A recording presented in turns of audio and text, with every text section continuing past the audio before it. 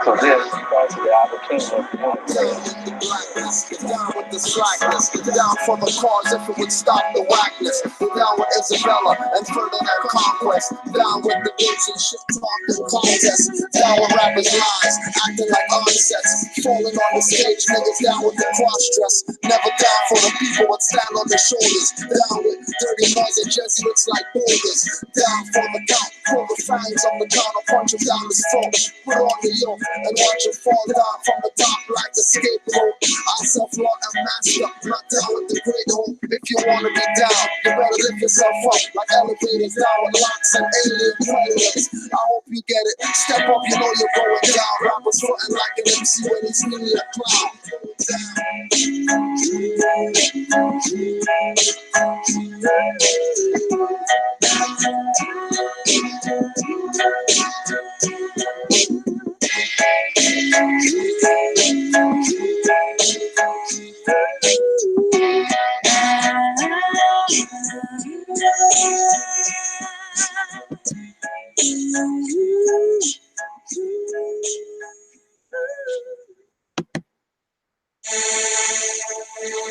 Yeah, Moorish, Master MC. Yo, what up, Stevie Thunder? I hear you. I feel you. Moorish, Master MC, flow fluent. In the language of hip-hop, international student. Life is the school. You might fool me once, never twice, cause on home court we have home rule. I might split your face with the mic if cordless, more or less, most or less, more, therefore they're more or less, and far worse when most stick in a verse. In their big shades, t-shirt, skirt, and tablet purse. Frontin' the flow, niggas tongue dry like a corpse. Put rappers under such pressure, I'm watching them walk, watching them sweat beads like a Buddhist rosary. When I call out their jeans and shirts tight like hosiery. Whirlpool flow, when I spit so rotary. Have some Moors there to witness, no notary. Characterizing Moors active with roguery. When the real culprit's still heavy in potpourri. No, not cedar with shavings with lemon balm leaf. Conscious cat blacks rap with tricks up their sleeve. I'm the golden era return. That make them about turn, cause I'm blasting KRS loud. You must learn, but first unlearn. Put it out your memory. Would aggravated assault on a rapper be a felony? What about kidnapping a rapper, torture him after a while, shaking locks, more rasta with demonic laughter? Niggas so them bozos ain't rhyming right, ain't rhyming right, ain't rhyming right, niggas so them bozos ain't rhyming right, ain't rhyming right, ain't rhyming right, niggas so them bozos ain't rhyming right, ain't rhyming right, ain't rhyming right, ain't rhyming right, ain't rhyming right, niggas so them bozos ain't rhyming right. The Negroes are most of y'all heroes, full of self-righteousness, all ego. Most of these cats, the deal's packing the fudge. I won't budge, plus know it's dread when I judge. You say thou shalt not, that's your opinion. From Hitler is where universal got minions. Apply understanding of knowledge, gain wisdom. Hip-hop free minds in commercial rap prisons. Rapper is the CEO, labels the warden. A&Rs and radio station leaders getting their portion to keep you sleep by beats called trap, through beats by Dre.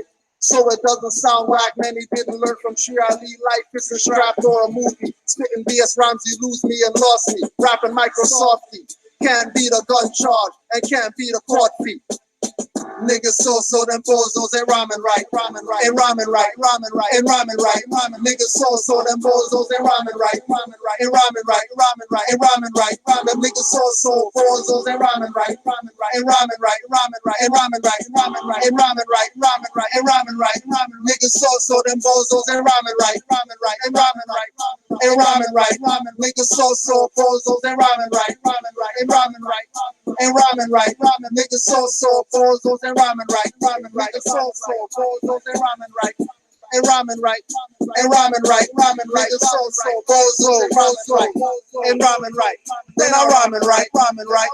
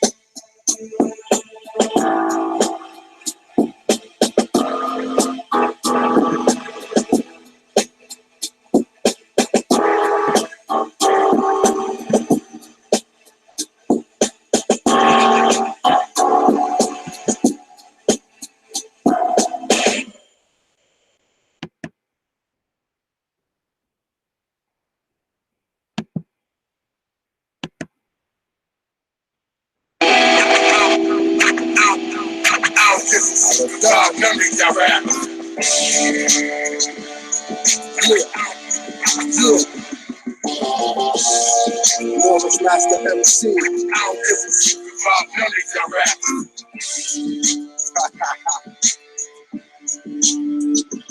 Yo, you did it with this one. I don't give a secret about none of your rap. Black inquisitor general, torture a rapping dummy, wearing eyeshadow, piercing his tongue and tummy, piercing the lips and wearing gay earrings, king. One was bad, but now y'all are killing it, king. Some rappers taking it, some giving it, king. Just to have a whip in a mansion, be living it bling, living it artificial, acting like clones. When I hit you by text, I don't mean by phones. Moorish squad bomb rappers on tracks like drones. Like casual, I didn't mean to put bats to your dome. Splitting numbskulls, squashing pea brains, no leave nails on fingers when I does it. Little chicken McNuggets, rapping meal toys. Got young guns clapping, leave you limp like steam back. Troy asking what's happened, like you didn't know or expect it. For talking that misleading trash on all your records. Moorish MC of the year, some say I'm a jerk. I robbed too much truth and your feelings got hurt. You rapping only in verse on microphone masters. I don't give a secret about none of your rap. Moorish MC of the year, some say I'm a jerk. I robbed too much truth and your feelings got hurt. You rapping early in verse wearing skirts like clap your cuz. I don't give a secret about none of your rap. There's nothing you normal rappers do that surprise me. Rapper Inquisitor make you eat poison ivy. Trinbago hot sauce all in your eyes for burning. For not teaching on mics that for Masons they learning. Rap black Nazis and you're not even German. Rather rap heads with t-shirts than Moorish turbans. Turning hero logos to American eagles. Gold loose rope chains. Only songs about cocaine. Cough syrup and liquor mix you white DJs. Still stacks of vinyl crates if we play. Don't believe anything or follow what cheats say. I study. Keep my album sides broken and some sides bloody. Burn rappers like crosses in front of your homes. Moorish Ku Klux Klan and stomping on lawn gnomes. Throwing hip-hop award bricks to rappers' windows. Most hip-hop songs are just commercial jingles. Moorish MC of the year, some say I'm a jerk. I robbed too much truth and the feelings got hurt. You rapping early in verse on microphone masters. I don't give a secret about none of your rap. Moorish MC of the year, some say I'm a jerk. I robbed too much truth and your feelings got hurt. You rapping early in verse wearing skirts like clap your cuz. I don't give a secret about none of your rap. It's like full-blown war in the get it wrong, coming forth strong like the bit is on. Salute to the God Abaddon, who they know like Iron Sheik, giving out the knowledge in the stars and in the streets to the ones that seek. Yes, the meek will inherit, truth I no ferret. Turn up my speakers, little louder so you can hear it. Don't be fooled by my appearance, I am clearing up the record. No, we ain't finished yet. Slaughterhouse for these dummy rappers who ain't been a thread. I'm dumping all your records to the curb. I'm bringing back the classics. Jimmy J. Rue, that brass tag shit. I'm bumping MOP and that boot camp click. I'm crushing all you candy rappers. And yo, if seeing is believing, I ain't sure that none of you harder than my breakfast, tea and crackers. Moorish MC of the year, some say I'm a jerk. I robbed too much truth and the feelings got hurt. You rapping early in verse on microphone masters. I don't give a secret about none of your rap. Moorish MC of the year, some say I'm a jerk. I robbed too much truth and your feelings got hurt. You rapping early in verse wearing skirts like clap your I cuz. don't give a secret about none of your rap.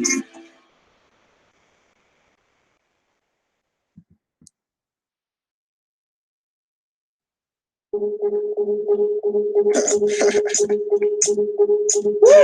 yo, Stevie, we got this. What more can I say? Much more, just listen. Spit like I'm pissing and elixir mixing. Moorish Master MC Mike mysticism. Free minds locked in a cryptic prison. I saw pianist, you homos, that's a sundial. No executive, let alone Ray run the trial. Standing on the square, no diamond in the air with his hands. No paperwork costing them grands. No friend begging, just fat chest pegging. At 3:30, upside down, circle 7. Up the Nova cast, no hover mask on me. My Destiny Child was Kelly Rowland, not me. Call her Beyonce, she was a babe once. Before you call it hate in your face, smoke from blunts filled with the maca. Not roll tight, but proper in persona. Got 90% of minds in comas. Open up your mind, your third eye blind. Rappers lack truth in those darkness rhymes. Open up your mind, your third eye blind. Rappers lack truth in those darkness rhymes. Rappers lack truth in those darkness rhymes. Rappers lack truth in those darkness rhymes. Hey, many times I said it, still gotta say it. I don't spit on mics for radio to play it. Not looking to do shows cause new bros wanna hear rap. Anything whack or pseudo. Tight shirt, skinny jeans, artists, nothing baggy. I pass most that rap, I'm the microphone cabbie. Niggas want Scooby snack tracks, I'm not shaggy. Only Moorish and 90s MCs make me happy. Build pyramids like Large Pro and Pappy. On the run, eating cocoa bread and veggie patties. Thinking about what Taj Bay said about Ali. Fix misconceptions, distorted perceptions. Warped views have minds caught screwed. Running from the sun, but tan beds could force hues. Put a split in the illusion, quick and walk through. Put a split in the illusion, quick and talk through. Open up your mind, your third eye blind. Rappers lack truth in those darkness rhymes. Open up your mind, your third eye blind.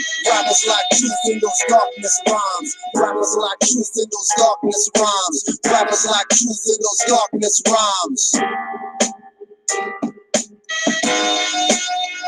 I talk to my ancestral celestial Moor crew. Bring back 90% mental space for you to exercise higher than electric wires. The self that's not lower, deceptive liars. Getting on microphone, spitting like retards. Lying like they got lines like runaway zebras. Got youths walking like they shit their trousers. Can't even run away acting like rebel rousers. High off the so-called weed, I call it bush and waste some money. No seeds, man, you a dummy. Smoking your life away. Following guns, cat, whack rappers beefing over biggie blunt raps. On a bottleneck of liquor, they always sucking. Either with their boys or trannies with nuts tucked in. Hip hop ain't old school, she's just a youngin'. Rap the preemie, stillborn gets all the loving. Thinking you got verses, save it for hearses. Commercial rap, deathbed on your night nurses. Pull the plug 1 and 2, not daylight. No need to get mad, I'm just doing a favor. Open up your mind, your third eye blind. Rappers lack truth in those darkness rhymes. Open up your mind, your third eye blind. Rappers lack truth in those darkness rhymes. Rappers lack truth in those darkness rhymes. Rappers lack truth in those darkness rhymes. Islam, Moors. Islam. They lack truth in a lot of other places too. Hold on, more 1 second here. Yeah. Stop playing. Yeah. Yes, welcome once again. You already know Canaanland Moors Tuesday session. Got something for you today.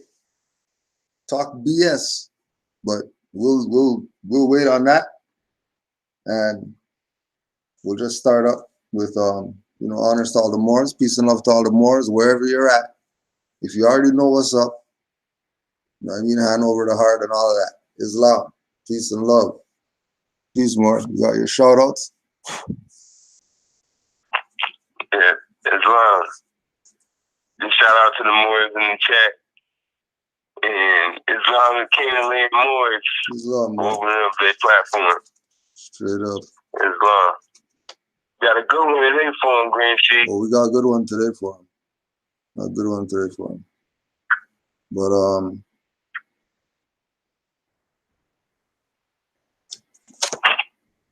it's a good time to know that you're a Moor right now. So Islam to all the Moors that know that they're Moors, wherever they're at. Peace and love to all the Canaanland Moors.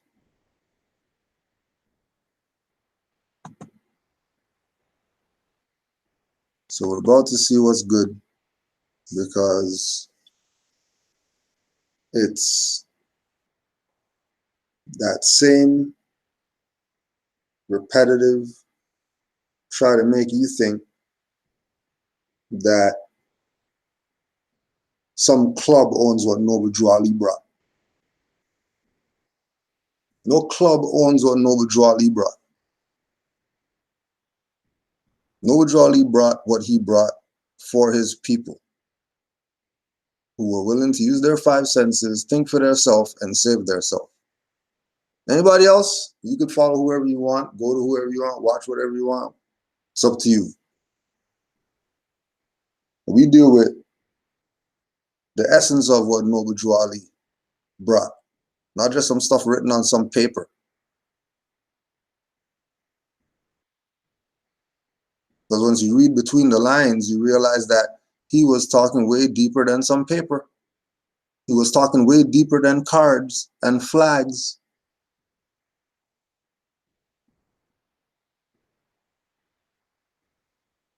He was talking deeper than all the allurements that they use to try to bring you to this. But never bring you to the point that this is about you saving yourself. And once you save yourself, then, you could either be the guru and now you're the new whoever because you did something that somebody else didn't do. So now everybody's supposed to follow you like you're the man or the woman or whatever. Or you could take what you learn, master it, and try to assist your people in the BS that they're in right now. You're not going to go make some page and go on YouTube and go start doing interviews talking BS, discrediting people who put in their work for us to be here to say that we're even Moors right now. We're not talking about dirty people. We're talking about sincere people who took what Noble Drew Ali brought and realized what had to get done. And people are going to slight. Going to make up stuff about Noble Drew Ali and certain people didn't have any relations and all that, just to try to keep you black. Because all the leaders knew what was up.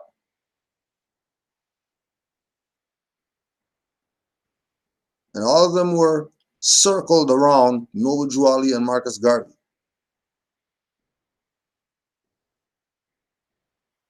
That's why Noble Drew Ali said, F the BS. I'm bringing in Marcus Garvey too, and he's going to be the forerunner. So you know how real it is.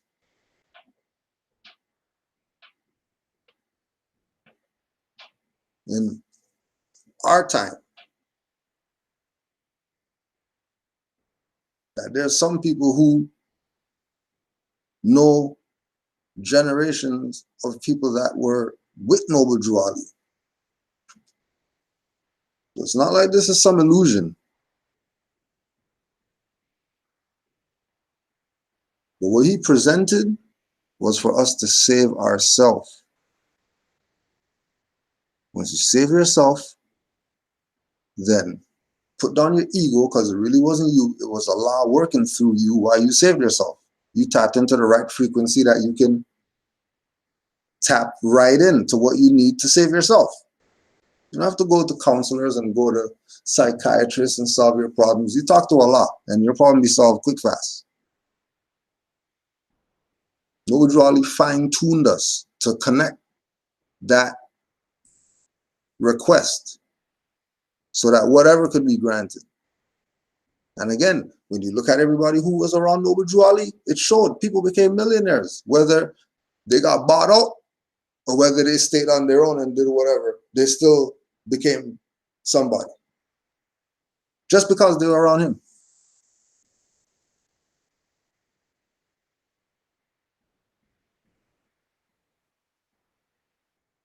Because the whole point of North America is that this is the North Gate. This is the jurisdiction of the Moors that nobody wants to talk about.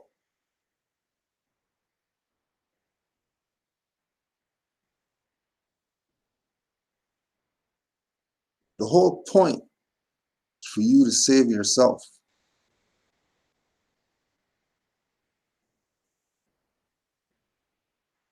And Noble Drew Ali told Moors to think.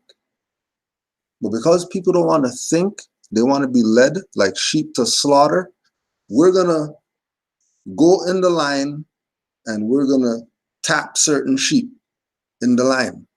Just tap sheep.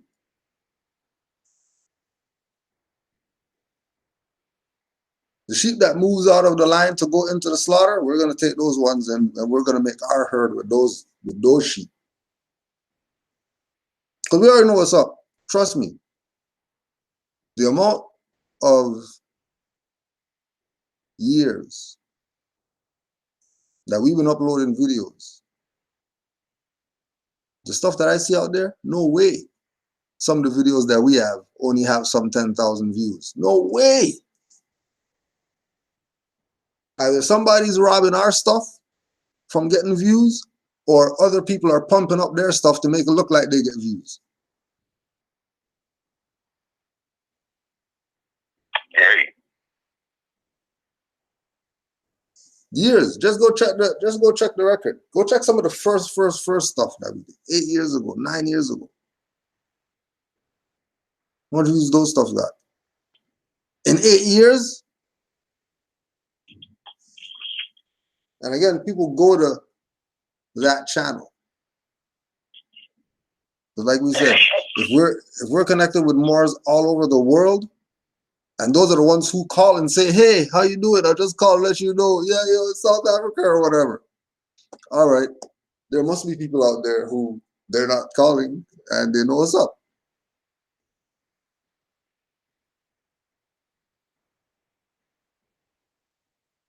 So for the sheep that got out the line, got themselves right, shaved themselves down, got out of the suit or whatever like that, stop playing the BS about your sheep in some line going into some slaughter.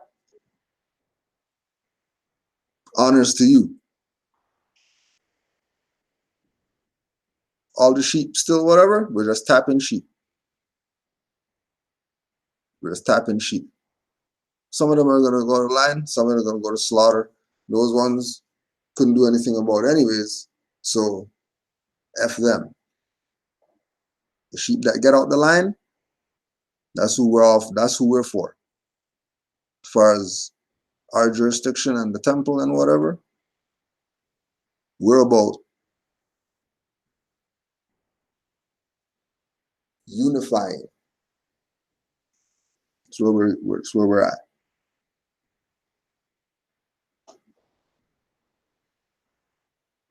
Because there's way many Moors outside of here. If there was a way for us to make it easy for Moors who are south of the so-called border, there's a way to make those Moors be able to just go to Canaanland, because why not?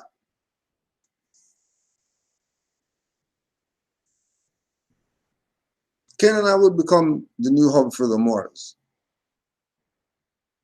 because it's been prophesied by your master teacher Bobby Hemmett when we brought him here that this place right here is the pineal gland. Where I'm from in the South Atlanta, oh man, ain't nothing there. And then how Hemmett talks or whatever, and he railed off some BS that's going on where he's at, that he never saw where he's at. He only saw that when he came here. Certain cultural things. Just go ask him. Just go call him. Just go call him. Ask him about the time when he came to Toronto, the -40 lecture night. -40, Bobby Hemmett lecture. -40, no heat.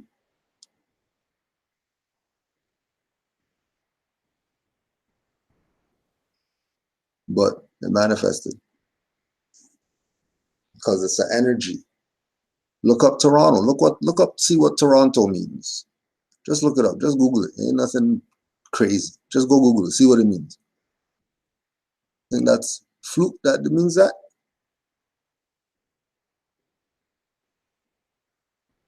So we have more than Canaanland that are diehard. They've been down since the jump. There's more than Canaanland down since the jump.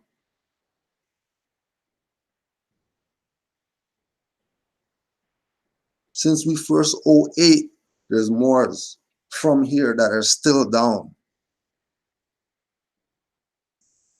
right? That's that family loyalty. Not some club, whatever.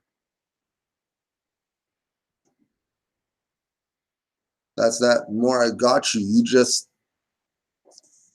call, whatever. Say the word. Got you. 2018 so-called now. I'm not looking at Moors here. I'm looking at just Moors all over the world that are waking up. And I'm saying they contact us directly. They contact Canaanland Moors.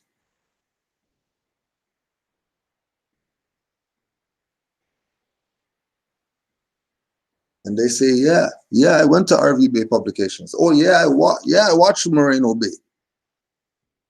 Oh yeah, I watched Taj. Oh yeah, I listened to MHHS and all that. It's a frequency. Like I said, we're just tapping sheep. Any sheep out there that feel the touch, get out the line. Because we can't have them slaughter you. And the slaughtering is mental. Remember, all is mental. Don't look at people on the screen and think about saying, "Oh, you guys talking about people, whatever." No, don't even go there. All is mental. Get out of your BS. And ask yourself, why are certain people allowed the platform to speak? Why not just have certain people on there all the time? If you go on there, if you go on the stuff, for example, when we did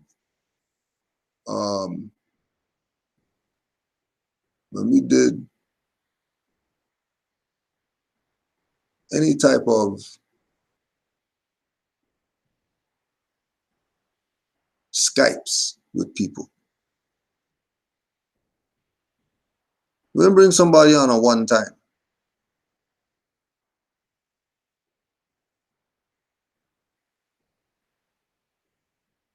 This is like my fam. It's not some guy some lecturer guy that I'm gonna pull to bring to talk to you about something. It's not some individual that, oh yeah, you just met them or whatever like that. We're talking about people who are, we've been building. Not something they're asking me to put them on or nothing like that.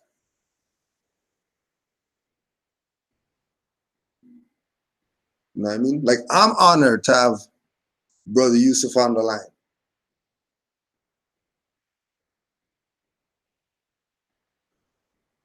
Because I say, yeah, oh yeah, that's a serious Moor right there. You got his child and his Moabite and everybody's on it.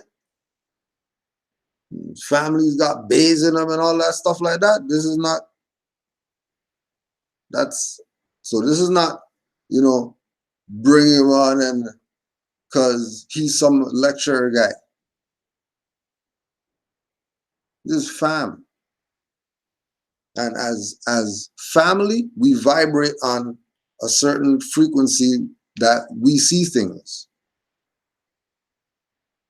So informers called me and tell me about, oh yeah, you see the video about it's only because I was watching the video at that exact time.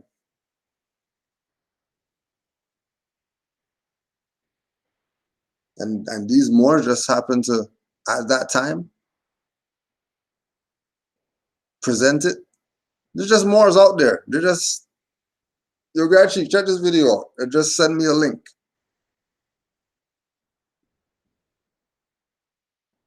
So there has to be something. So we didn't get too far. But got far enough to hear some BS to say that, yeah, people are, it's throw people under the bus time right now, is what's going on. Right, just like I seen, we're doing the other one with YK the Truth, and he's throwing Alim under the bus about some slavery BS. Like there's many people that talk about slavery some BS. Why use Alima Bay? Because they know that's more a scholar.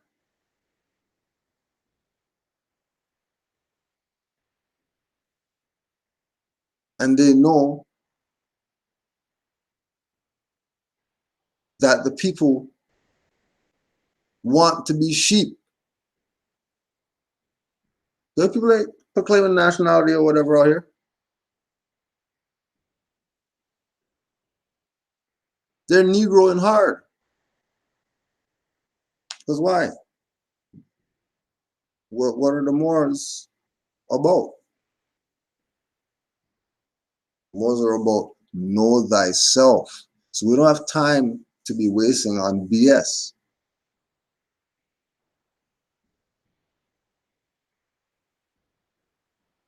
When the Moor said, watch this thing,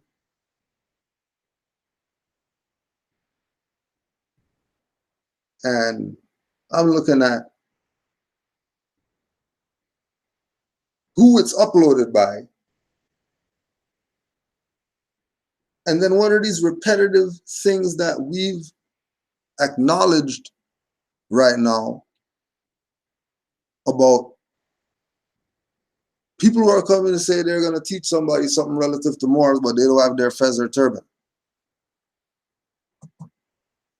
We're talking about some honor, some noble Jew Ali, when they're in a complete dishonor.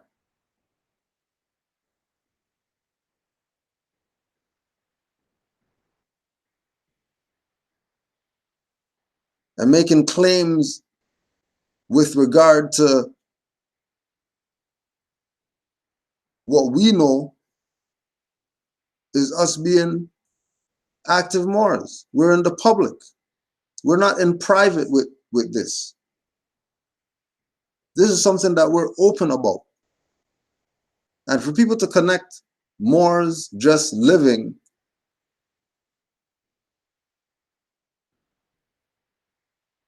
and they're relating that or connecting that to some sovereign whatever that gets people locked up or whatever, you know that people are working against your birthright. They're working against your nationality. They're working at perpetual confusion.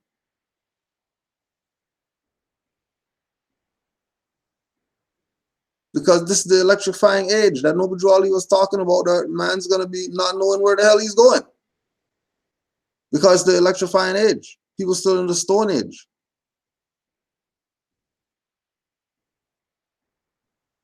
Don't let them keep you Stone Age. Evolve. Don't be a sheep going for the slaughter.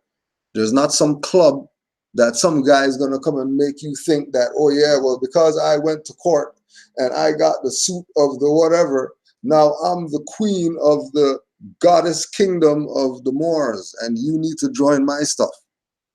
Because they beat a case or whatever, that's it.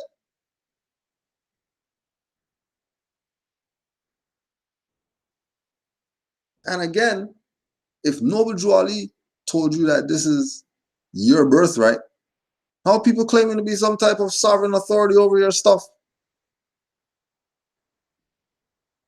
And then having you join some club that you're paying them tithes, which is Roman tax. That's not Moorish.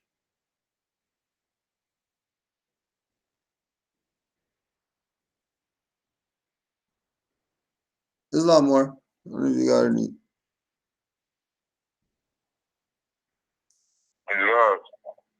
Yeah, you was killing them. And I like how you brought up the fact about the prophet earlier too. Because the prophet did bring us this vast information. But the thing is too, that it was people who got taken to the vote and took the check to sell us out.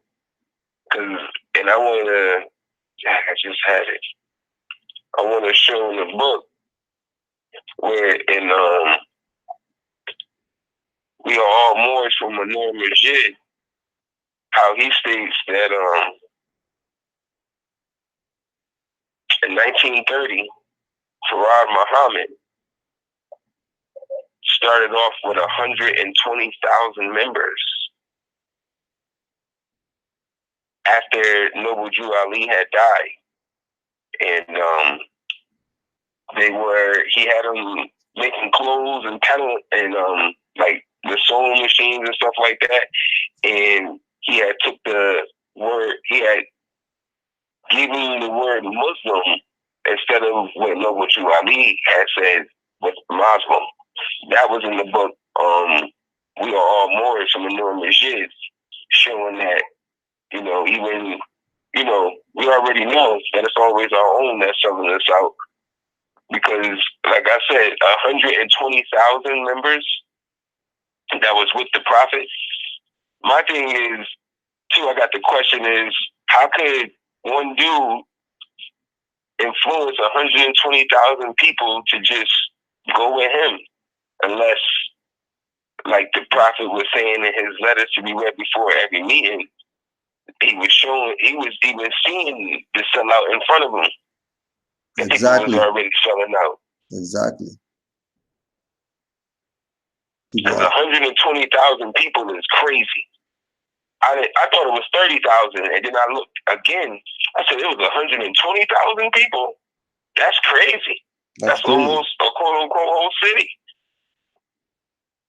That this was like, all right, we're gonna go with Farah Muhammad, and that was right after the Prophet died, 1929, 1930. Yeah, but then again, when we go back to the original NOI records, they were talking about Prophet Fard Muhammad. Yep. So if they're calling him Prophet, no wonder he had that amount of members. 120,000. He said it right in the book. They were he calls it Jew Ali's members. 120,000 of Jew Ali's members. Yep. Exactly. With Farah Muhammad. And he coined the term Muslim, while Noble Jew Ali had Muslim. He wrote it right in the book. And more importantly, Noble Jew Ali had more. Right.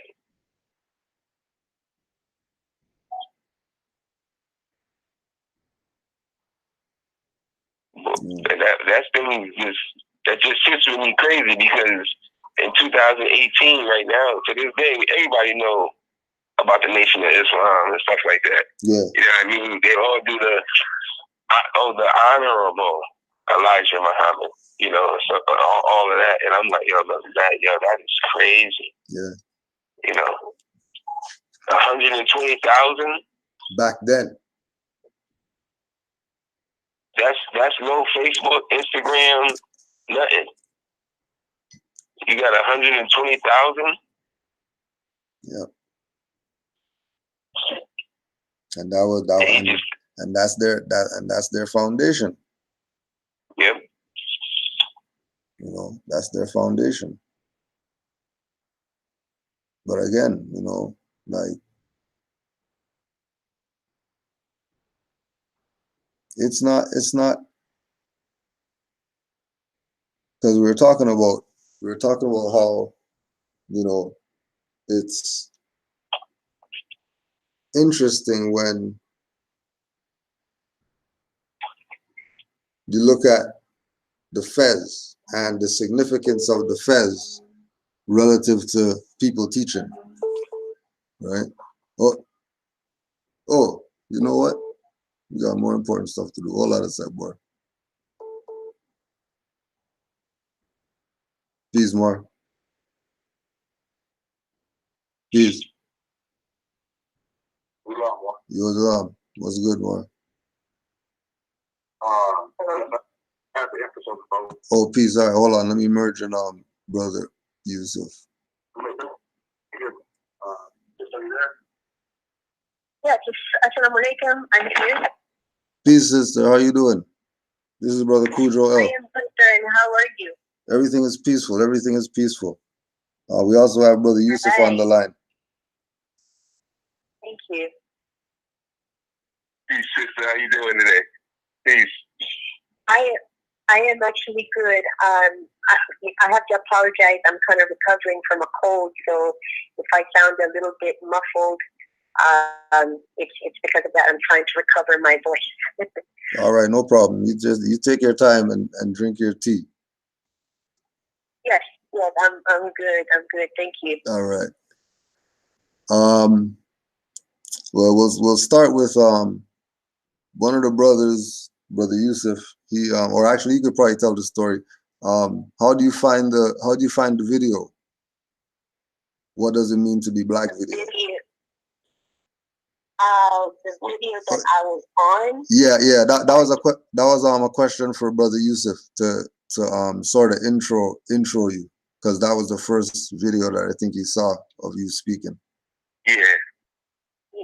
Because when I saw your video, it was on a Maxim's channel, and when I saw it, I clicked on it, and when I got done watching it, it was so good. I was like, I wish it was a bunch more to watch. You know, it was a quick 3-minute video, so I was like, I wish we could hear a lot more. So when we had watched your video and shared it on our class with everybody else on the Canaanland Moors platform, and everybody loved it. So when the Grand Chief had got in contact with me today and told me that we were going to have you in a class, I was overwhelmed. So it's crazy. It's just crazy to have you on here right now. Thank you, sir, and it's a treat for me too to be given this opportunity to speak about the talk that I do for Anexum. We're giving snippets of all of our clips for now. We haven't really gone live yet. We haven't fully launched yet. Our team is still working on that. But there's going to be more once we go live, and then you can subscribe and see the actual full clip of everybody's of all of the speakers there, including myself. Right. And thank you for viewing. Thank you so much for sharing the video as well. Oh, no worries. That's what we do, because we know that Moor is a touchy topic historically. You know, even in some circles, metaphysically or whatever, it's still touchy when you get into certain things. There was a few questions that I had, and I'm sure Brother Yusuf has one or two questions as well. Sure. But I wanted to start off with the whole concept of not being an adjective from outside of North America. If you've had interaction with outside North America, is that a reality like it is in North America, that people are black and whatever? I guess I don't understand the question. What do you mean when you say that the adjective? What do you mean? I'm sorry. Like opposed to can you elaborate on that? Yeah, opposed to identifying by nationality, they're identifying with colors as an identity. Okay. To me, like I mentioned in my clip, the word black is so restricting, because even though the true meaning of Moor, M-O-O-R, or Moro, which is the term that is actually identifiable in the Philippines, we call the indigenous or the early Filipinos in the Philippines Moros. This was coined by the Spanish invaders. And it means that these are dark-complected people of the Philippines who are practicing Islam. So that term has become used throughout the century, but it has become, just like with anything else, the word Moor, its definition has become so fluid now, because throughout the generations, throughout time, we've all mixed in with other people who are migrating into the Philippines. And part of that is that there's going to be a lot of intermingling between the colonizers and its people, which often happened, right, back in those days. And so we can't just say that Moors is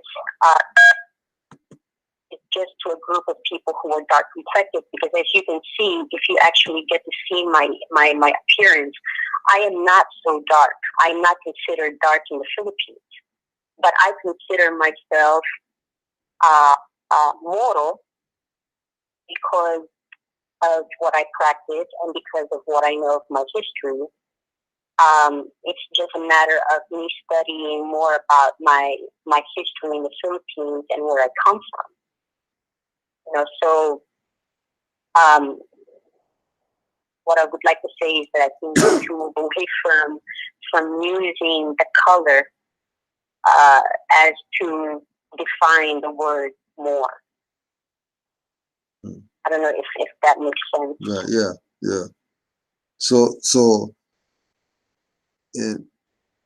So as far as if we use the Philippines, for example, so they would only know those people as Moro. Like they would never call them dark people or black people or No, okay. We never exactly.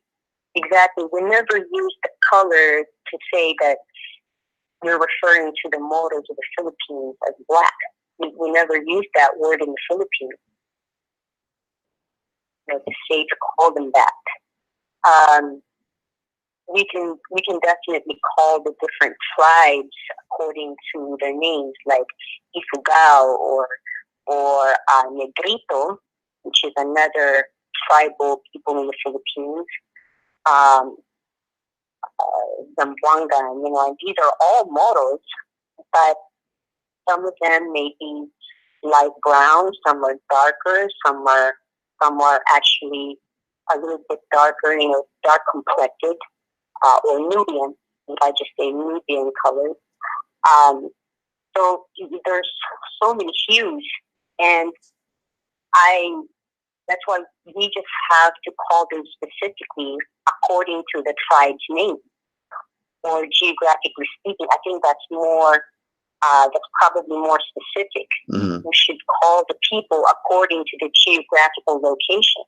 So in this sense, if you are speaking about the Moro of the Philippines, we're actually talking about the people from Mindanao, which is the southern region of the Philippines, which has a lot of the concentration of Muslims in the Philippines, or Moro. Okay? Mm-hmm. So I think we have to clear it. We have to be more specific. And I think the way to handle that is by using the geographical location. Because there are Moors in European countries, aren't there? Right. Okay.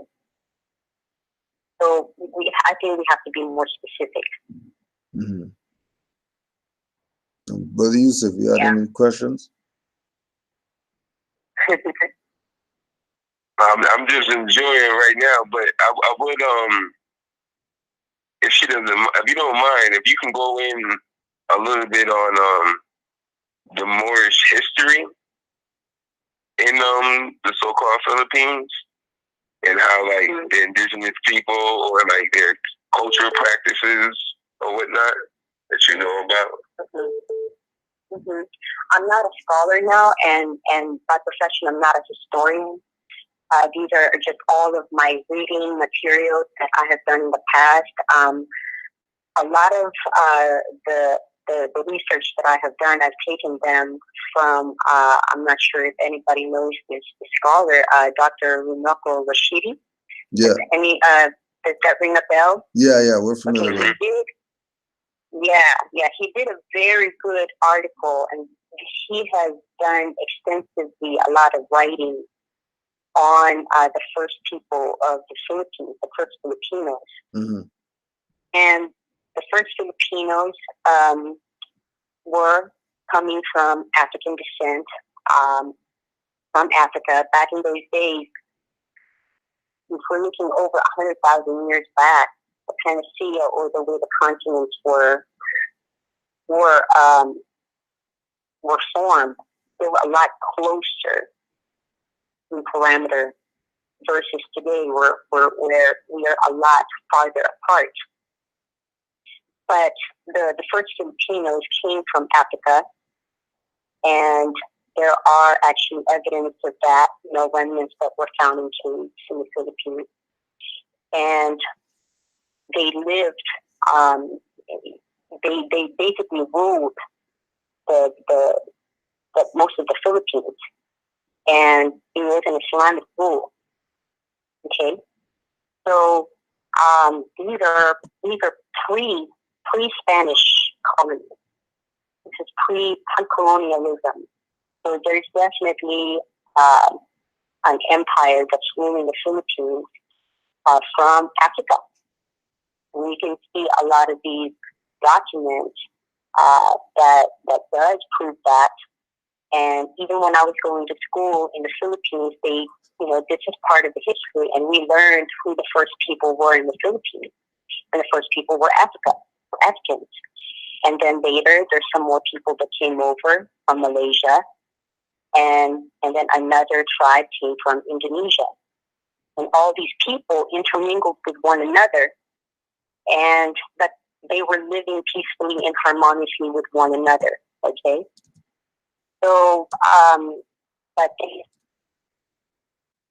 established Islamic practices, which is a belief in one God.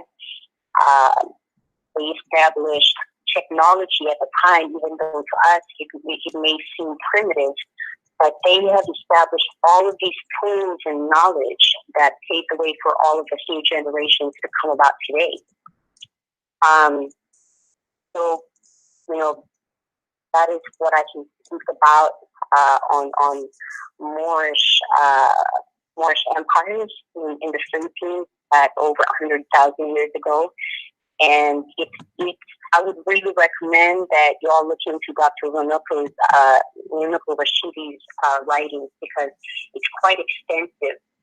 He has some very good explanations about the life of the Moors back in those days, which is something really that a lot of Filipinos don't know about. Yeah.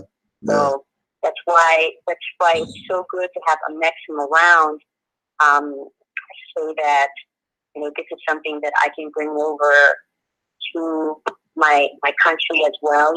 My birthland, and enlighten my folks today, because even though we're so far removed from our first ancestors, we are still connected to them. They're embedded in our DNA. You can never lie. The DNA speaks for itself. Right. So that's why I'm quite happy, and I'm so blessed to be a part of the Nexum platform. Really. I hope that explains it well. Yeah, it definitely does. It definitely does. In your studies, did you do any studies on Noble Drawley? I'm doing a lot of studies right now. To be honest with you, I haven't come upon him until recently. Actually, just this year, I got to know him a little bit more. Yeah. By reading the Holy Quran. Right. So I got to know him a little bit, although not enough. So I'm still a work in progress. Yeah. But I'm learning so many things at the same time. I'm also reading the Quran itself, the Sunni, the Quran Sunni.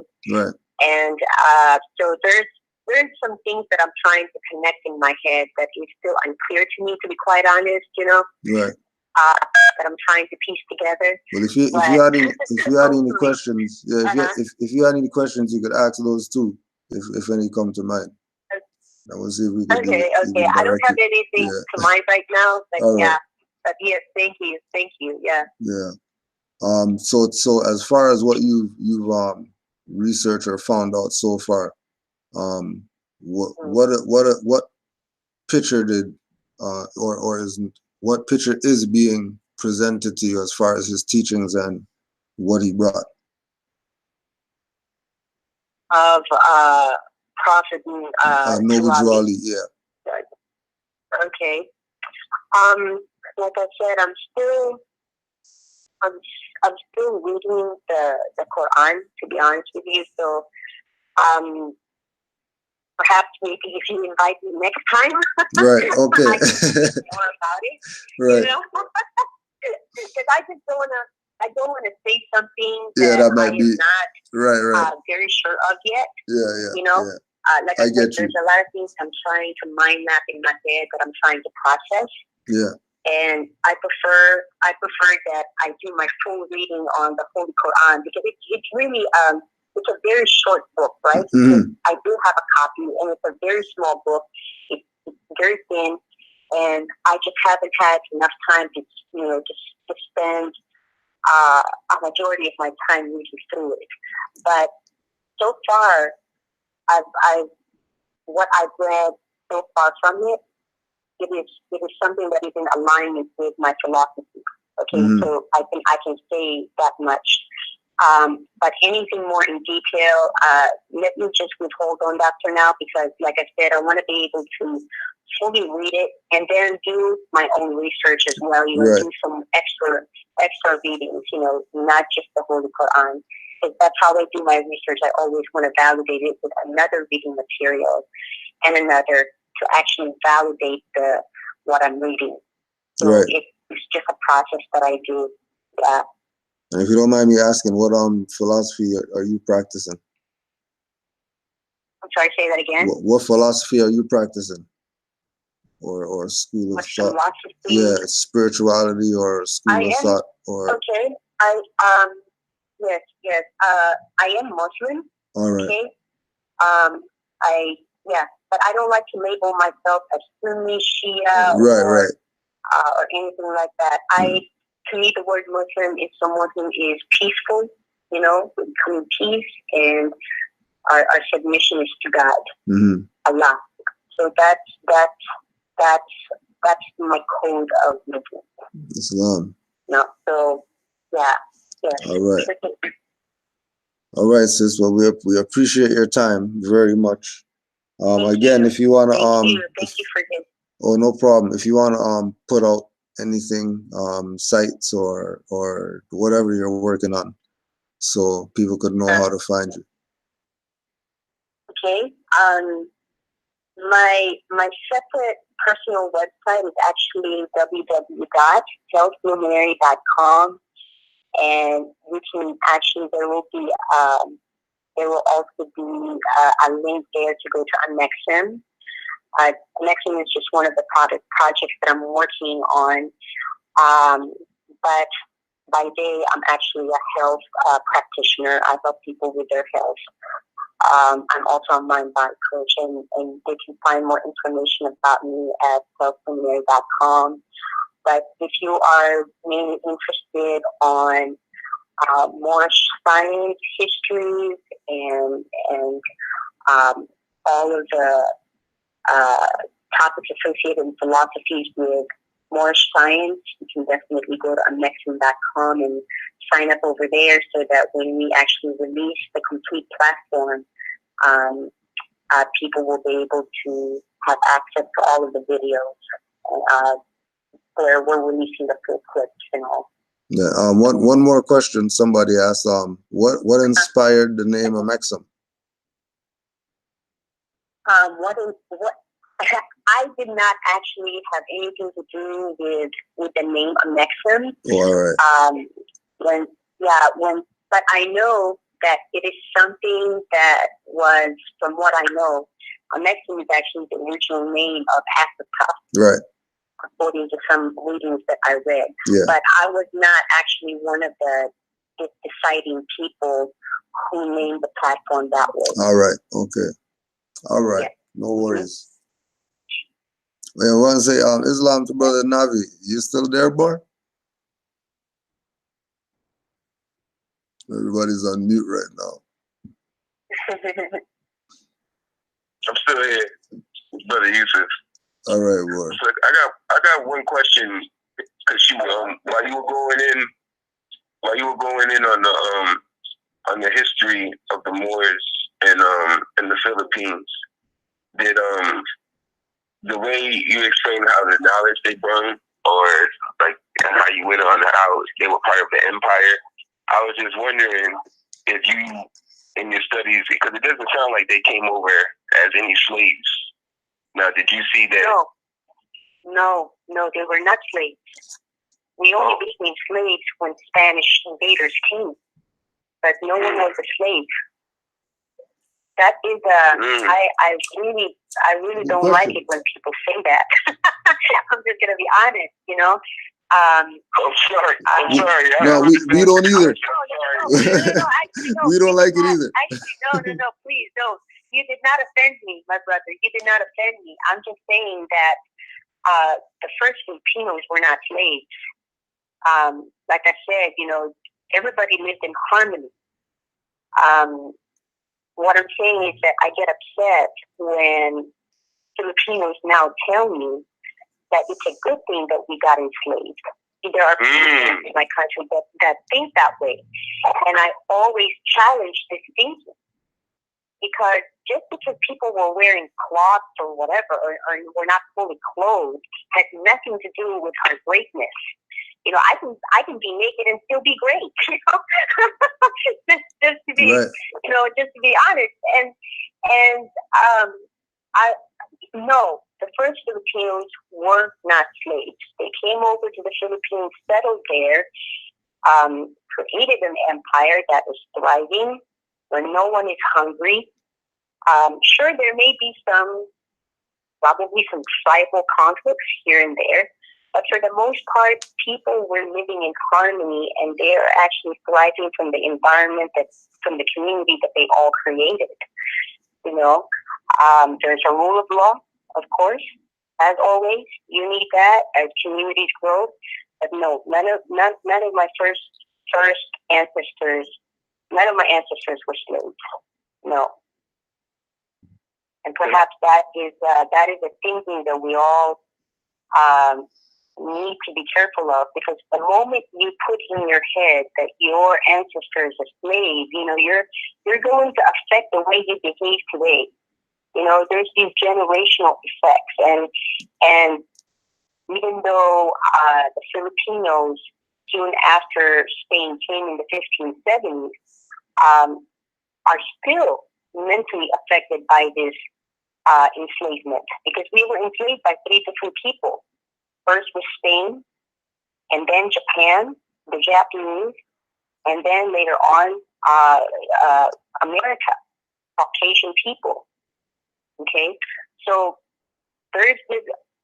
It's going to be very hard to unravel all of this in, you know, slave thinking, and this is what makes my people tied down today, because there is still that slave mentality that they could not get themselves out of, and the way to get rid of that, or try to perhaps I would like to say, the way to deal with this slave thinking is to know your history. You have to go back.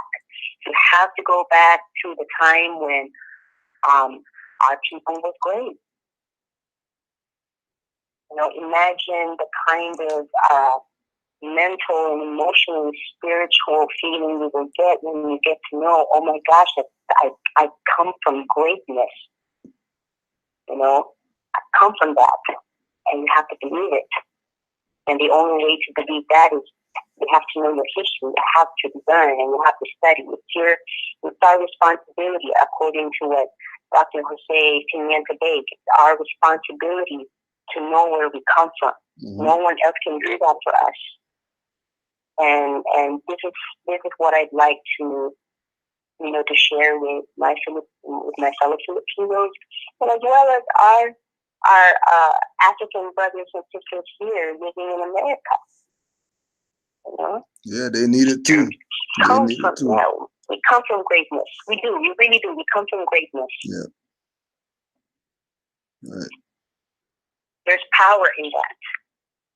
Yeah. So thank you again, mother. Thanks for answering that question. I asked that question too because us Moors here, we try to explain to our people too that that slavery concept is fraud. Like that's a fraudulent concept. Like our people didn't come from slavery, and then just like you were saying, like we challenge that position. So I'm glad you answered that. I appreciate that very much. Yeah. I knew earlier on that first Filipinos from Africa were not slaves. No, they came to the Philippines and populated our country and my country over there and did a lot of good. So, no, they were not slaves.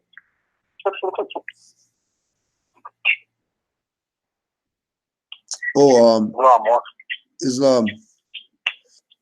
Go ahead, Mark. I was just said she could put her credentials out there, and she didn't mind sharing a story as far as her being a part of NASA. Being a part of what again? NASA. Oh, NASA. Okay. Yeah. So my original profession was actually I was an engineer for NASA. I was there for 14 years. I started very young, and I basically resigned in 2014 to be able to do the work that I'm doing now. So what made me resign was really because, number one, I've always been interested in health in general. What makes us really thrive as human beings. I don't believe in the mindset that as you get older that you're just going to go ahead and break your bones and stuff like that. I don't think that way. I don't have that mentality. And because I was also going through my own health condition, I have an autoimmune condition called vitiligo, and I was always looking for answers on how I can actually help myself. And so that I began my study in 2010 into functional nutrition. And ever since then, I became so just passionate about it, and I knew that I can help others to do the same. I learned so much from being an engineer at NASA. I met a lot of great scientists, but at the end of the day, much of the work that I was doing for them, it's never mine, it's something I'm creating for them, and it belongs to NASA. I can never bring it home, And so I was beginning to feel that there's something else that I have to do in life. Something in me is calling me that's far greater than what I'm doing at NASA and far greater than myself.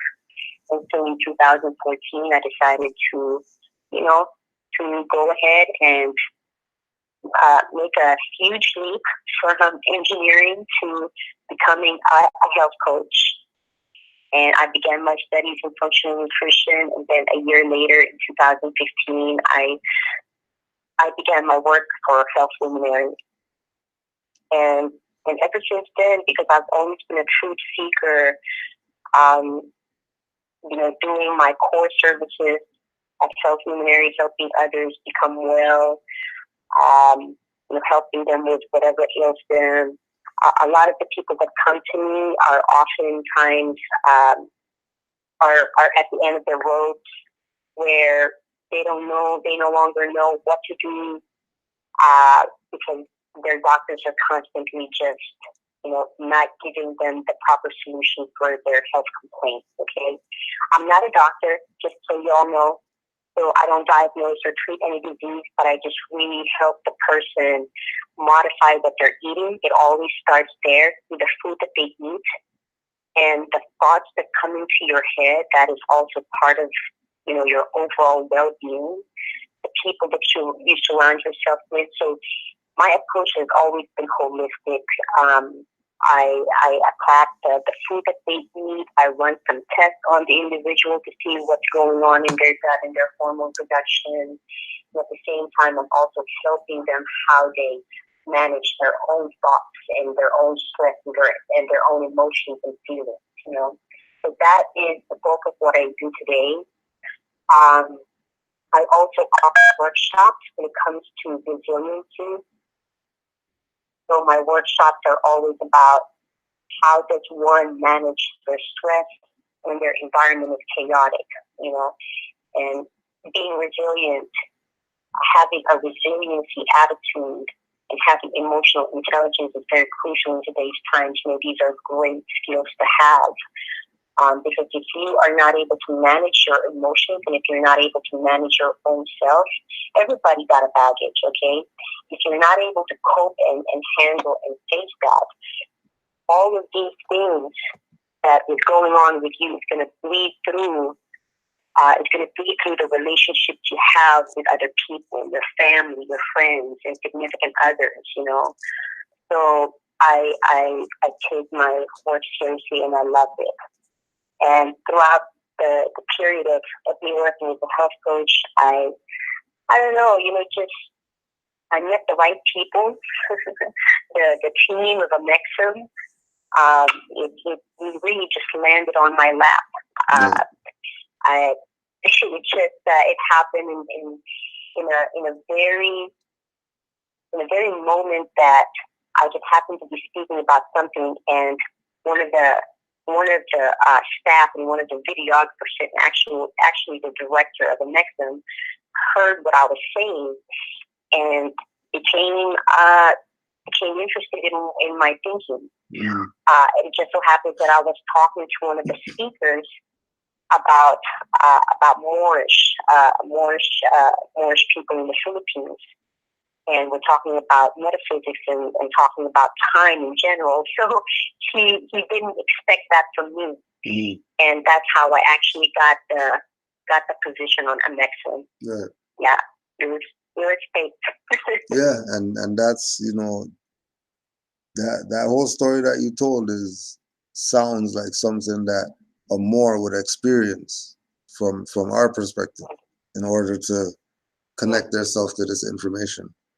But it was definitely, yeah. And once again, if you can put out the website again.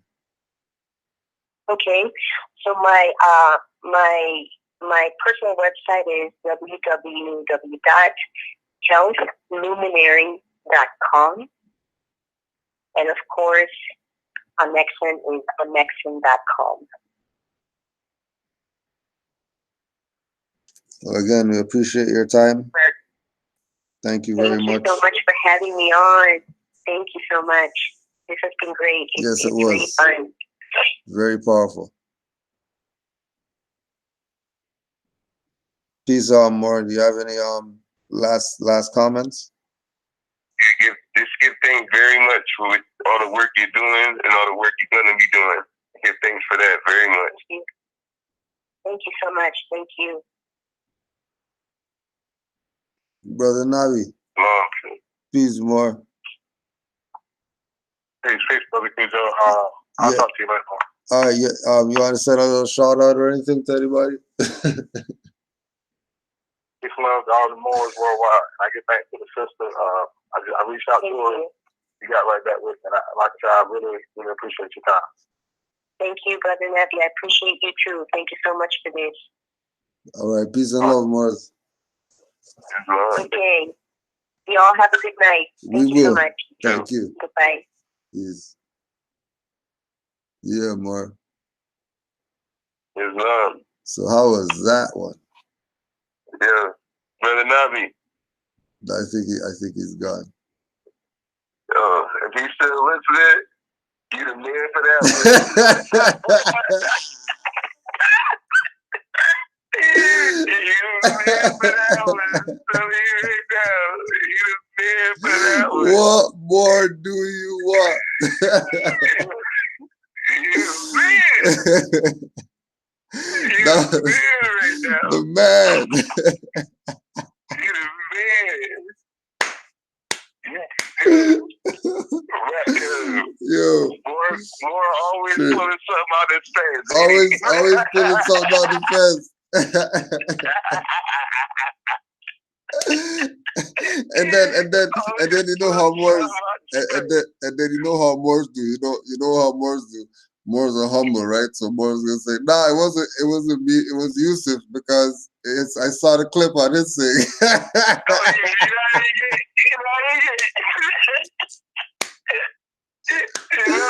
It's all on Yusuf now. It's all on Yusuf.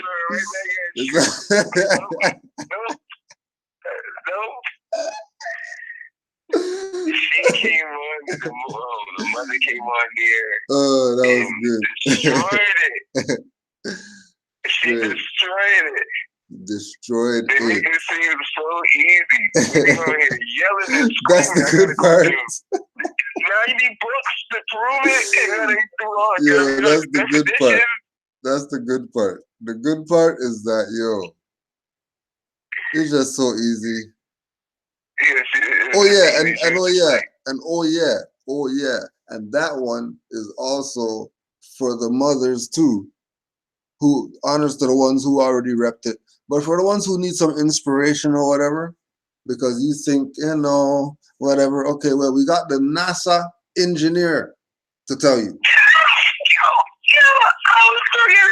Right? Mothers, for all the mothers who are intimidated by whatever some grand whoever told you about you can't wear your fez and you can't be yourself. Forget all the BS. The mother just told you she's NASA. I'm repping her before any of these people's grand chic or whatever. She's qualified. Those people haven't even given me a call. At least she contacted Nabi back. How much people these grand people, they even call back? NASA. Oh yeah, but that's Nazi because but this is Illuminati because that's the Nazi and then they're the whatever and she worked for the shut the hell up. Shut the hell up. She knows she's a Moor. She's not even from here. Shut the hell up. Live. She told you. What did she say? What did she say? Oh no, well I want to do better with my life. So F Nazi and I'm about to do some health stuff. Yeah. And she's talking like she's a Moor. She's not talking like she's the yellow lady that used to work for NASA, and then she's the engineer lady, and then now she's none of that BS. They don't play that BS over there either. Everybody's Moros. Check what she said. Everybody's Moros, but then there's Negrita ones and whatever ones and whatever ones. And then all the whatever ones. And that's the same thing like us. Only thing is that we're not all standing on Moro. Everybody's standing on some BS. She said it just like that. She said the exact same thing like that we're dealing with right now. That our people don't want to get. They got it. They said, hey, we're all Moros, but those guys are Negrita ones. Those guys are Ita ones. Those guys down there are the southern whatever ones. Those ones over there are the whatever. Because of their geographical location, then that's where we're going to say that they are. But there are Moros, though.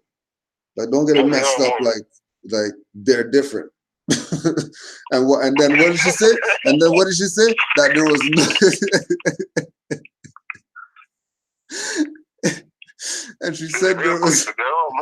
She said there was no fighting going on. She said there was no fighting going on because all of them were Moros and the Spaniards came and that's when stuff got messed up. Before that, there was no fighting. Everything was peace, love, joy, happiness, and nobody was mad at anybody. Imagine. Nobody's mad at anybody. Everybody lived to their full life expectancy just because they're supposed to. I brung up, Brother Yusuf brung up that slavery stuff. She's about to kick his ass. Oh. Don't mention slavery in the Philippines. Quote unquote. Don't mention slavery. They do not play near slaves. They do not play that. Like, what? What you say? No. The Moors in the empire never was slaves. Never. Never. Never. Never. She didn't even play the war. She didn't play that. and she's playing the one, and we're the light-skinned ones. Yep. And there's still Moros. I'm not playing that BS about colors. That's what you say. What do you mean? Why do we call ourselves color? You know how many different shades of us there are over there? Yeah. Like how much people... Listen, okay? We're not talking about this side of the planet. We're talking about the other side of the planet where everything is flipped around the other way. These people here are warped in their mind.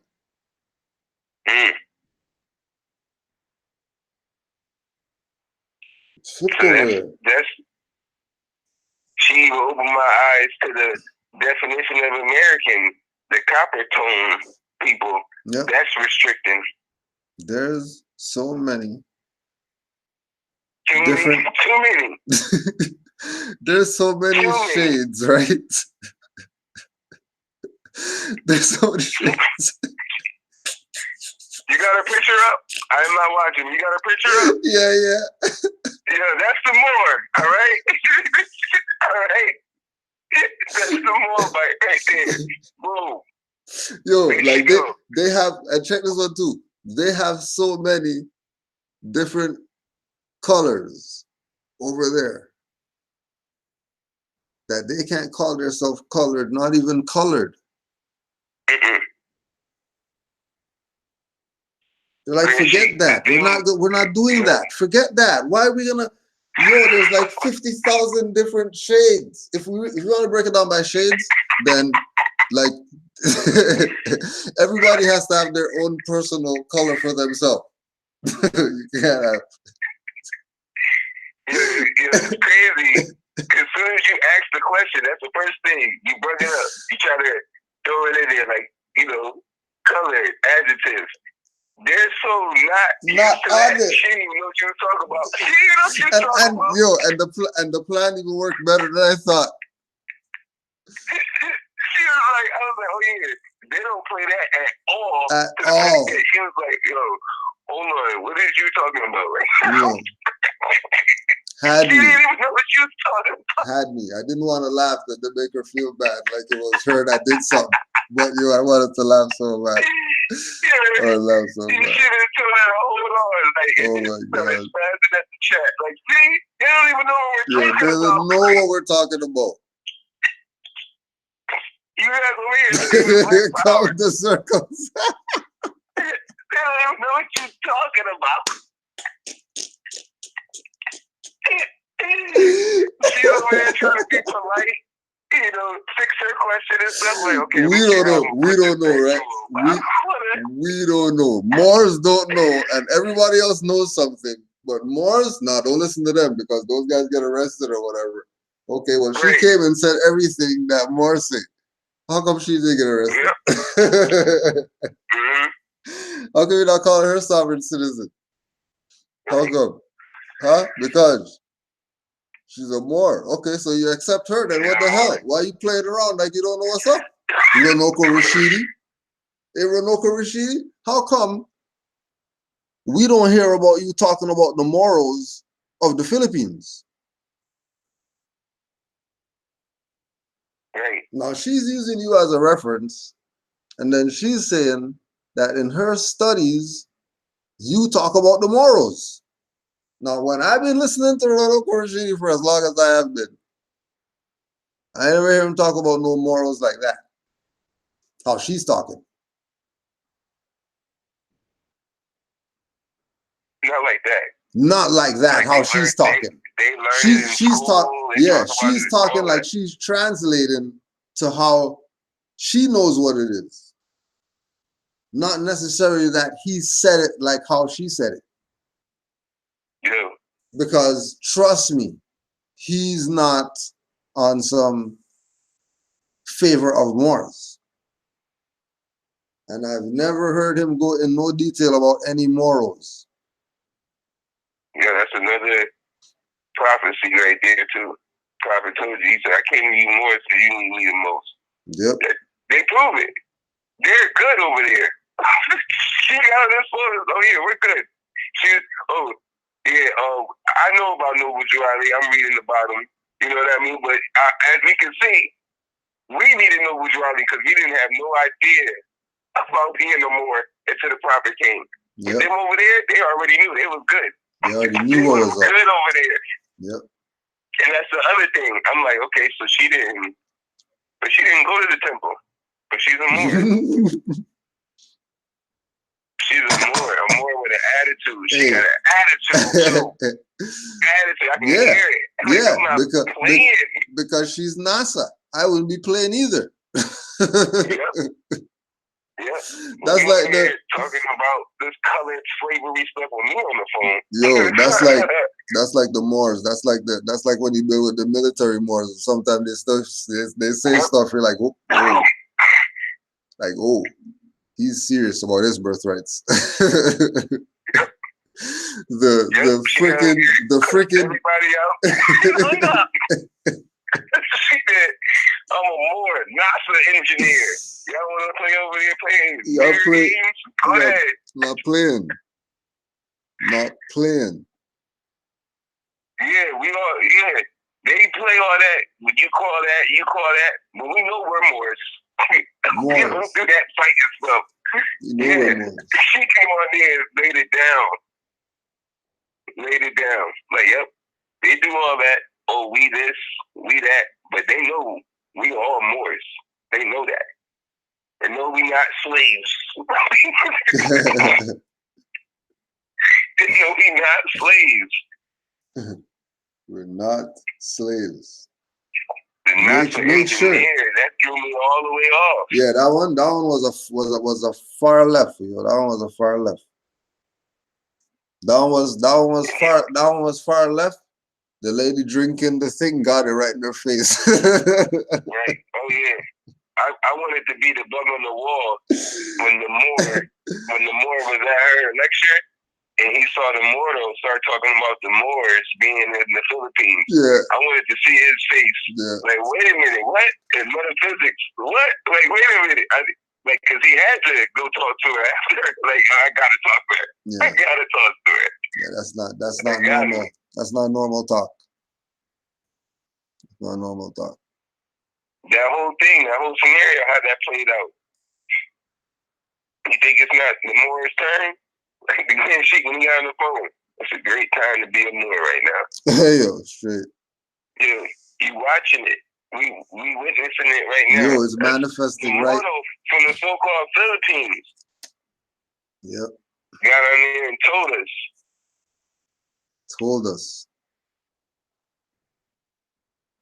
On the Canaanland Moorish platform.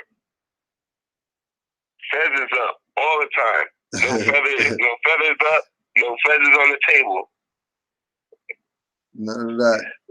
We're just moving with the frequency.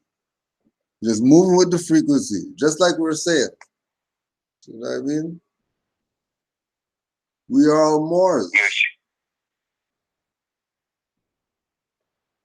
All Moors. And again, we're looking at on a level 2. We're looking at what she's saying. She's a year in, so she's a year in, and she's talking like that. Then people who are 2, 3, 4, 5, 6, whatever years in, come on, mothers, let's go. It's your time now. It's your time now, mothers. Telling you, honors to all the mothers who've been putting it in, not for their little personal whatever, but for their sons and their daughters and other mothers.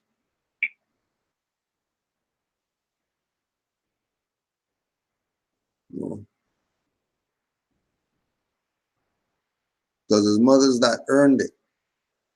For all the mothers that earned it, they get the honors. Oh, absolutely. You know what I mean? You see how the mother does when they come on the channel? The mother came on the channel, got the Morris sons amped right now. The mother came on there, did a couple of whispers. Son's going crazy right now. She didn't even yell, nothing. She came on there, the soft voice, whisper out, I got a little cold right now. Her son's in the back, scimitar sharp, like I'll kill everybody right now. Because the mothers come on there talking. That's why once she's woke, man, it's over. All they gotta do is whisper. And look how we get. Look how we get when she whispers about us being Moors. That thing is amazing, man. Yeah, That's amazing. It's Navi, you the man. Navi. You the man. Yo, you the man. Navi came through with the far left. Hit her right in the face. Oh. Came out of nowhere with it. I was like, oh, that is crazy. Yeah, that was intense. That was intense. So I started starting slow. Quick interjection, Grand Sheik. I know you're about to go in, but you really have to realize she didn't go to the temple to be a Moor. Like, you really have to sit there. And you got to, like, dwell on that. Like, for real, man, because you're not going to just, because a couple of days is going to go by, and then those videos, temple guys going to come right back up with those videos. But, like, no. We just did the interview with the Moro. We asked her about the prophet. She says, yes, she's studying him now. But she knows that her people predate 1913. She knows that. Yep. She know that. Like, wait a minute. Like, nah. Like, no, wait a minute. No. Like, no. Mm-hmm. She didn't say nothing against Noble Jew Ali, nothing. She's already saying, like, basically, that's what her principles are. I'm like, okay, great. That's great news right there. Right there. That's it. We're good. We're good. Right We're there. good. We're good. Same thing with Noble Jew Ali time. Who was in the temple? Turks in the temple, Chinese in the temple. Why are they there for? They're just there just because they have nothing better to do. They're just there because they have nothing better to do.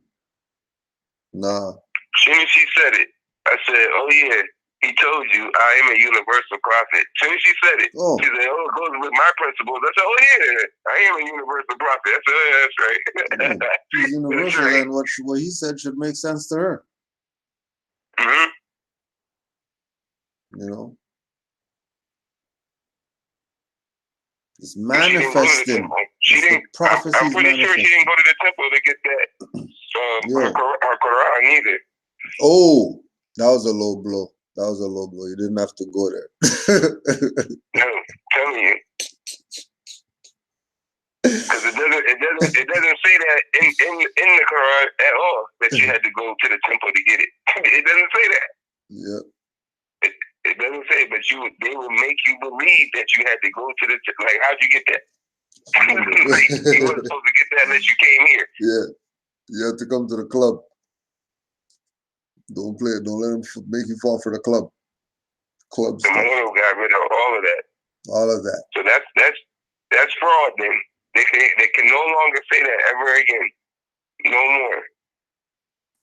You can't use that no more. You can't use that one.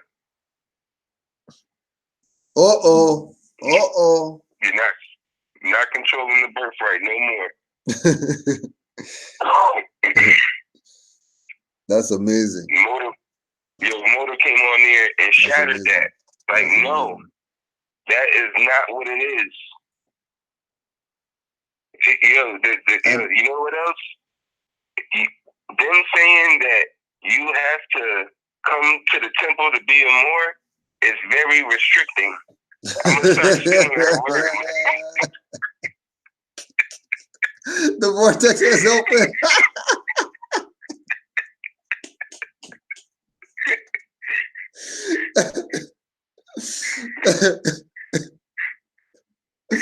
Oh my gosh. These Moors got it going nuts right now. What the hell? Yeah. Because they know. We're not letting that go.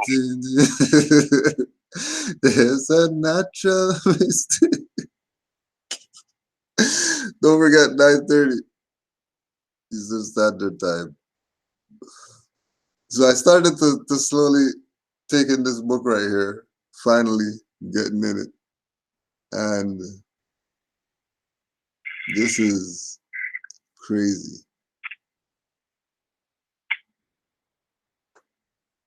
This is just the introduction. Specters of the Moor. Specters of the Moor.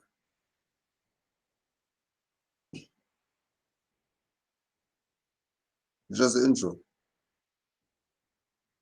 About 400 years ago, Spain, the southwestern frontier of the continent, expelled all its citizens of Muslim or Moorish descent, closed a 9-century history of living with Islam, and reveled in the purity of its faith and the racial homogeneity of its people.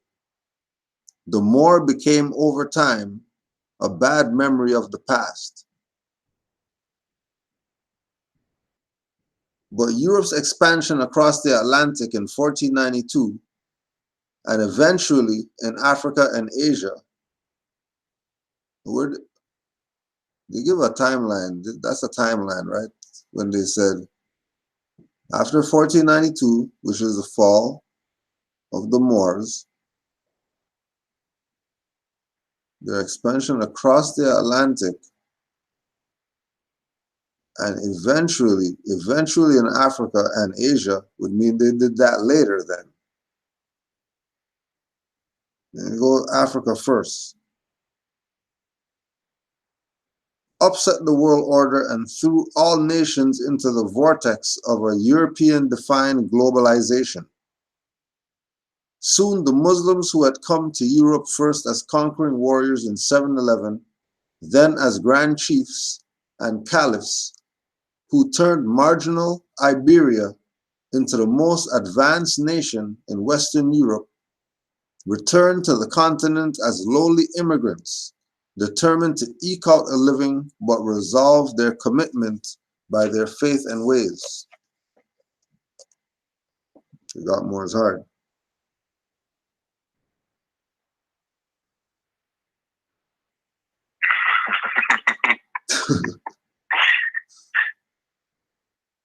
The Descent of the West, wrote the historian Niall Ferguson, N-I-A-L-L, Niall Ferguson, in The War of the World, is the most important development of the 20th century. In other words, as the myths of Europe's crusading conquistador and settler cultures are being challenged by the rise of new non-white powers abroad and new demographic realities at home, the blowback or boomerang effect of relentless economic dispossession and endless military crusades, Western nations are understandably concerned about a future of diminishing control over people of non-European heritage.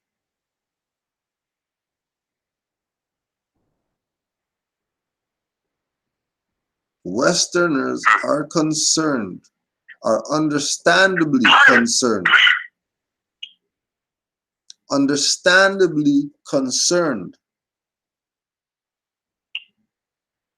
that, like the Moor said, you know, vortex is open.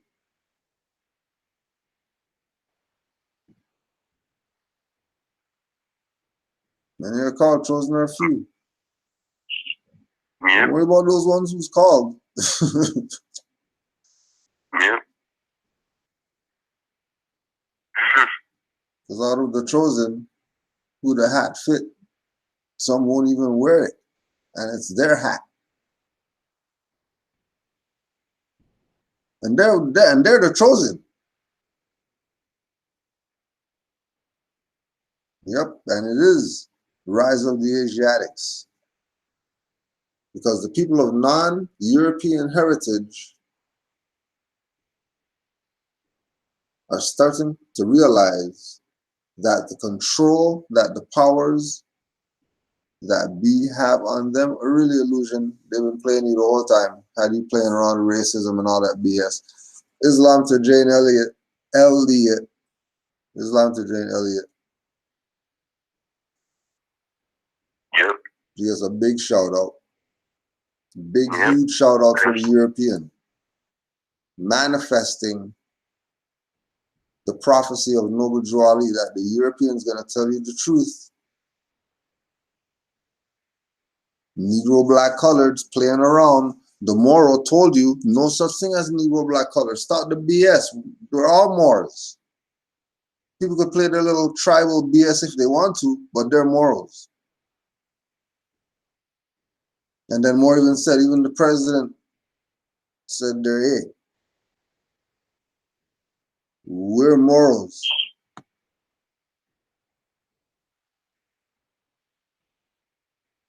I know that they're Moros. I didn't know they're Moros. How's the president telling them they're Moros? And only our people are playing stupid. They don't want to be Moors, but they'll be everything else. And then everybody else is saying that they're Moors. This is an insider telling us. This is an insider. This is the stuff that you're not supposed to know about.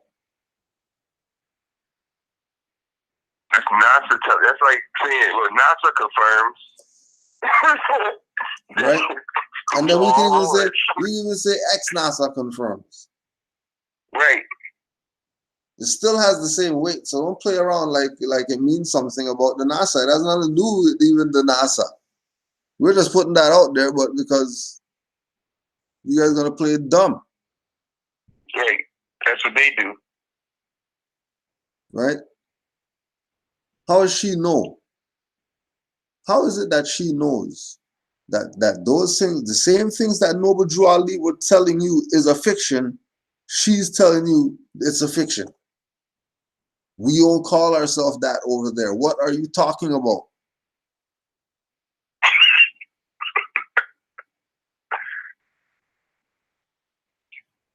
You know? Like we're not. You really gotta sit on that one too. She really didn't know what you were talking about when you asked that question. Yo, it was crazy. Like, she didn't know. Off rip, that's colored. I don't know. I don't comprehend. I don't comprehend. Off rip, that's colored. I don't know what that means. Oh. Like, yep, they don't know the way she was talking, Grand Sheik. I'm sorry, go ahead. No, go ahead, more. Good night. Just the way she was talking. Every time she would talk, I'd be like, why we don't think like that? Like, why I can't think like that? Like, why are people, like, you see how she was about to rip my head off for saying Moros and slavery? Yeah. Like, some people don't act like that. No she way. cut me off. She ain't even let me finish the question. Like, hold on, let's get this right now. Like, no. Like, disgusted with it. Like, don't do that. Like, I'm offended. Like, don't do that to me. Like, we don't do that.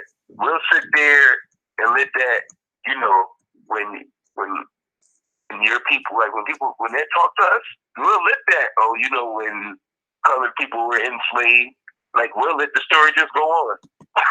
We'll just let this and agree with it, like, yeah. Her? Offended. Like, she cut the conversation off, unplug this cord, turn these lights on, everything, and continue on. Everybody, turn the music off, everybody go home. Party's over. I told you guys don't bang out the furnace. Party's over. You heard what you just said? We don't, like, that's what, I'm like, every time she talked, I was like, yo, we don't have that. Yeah. Like, we really don't. She had, like, she wasn't joking. She was serious. She was serious.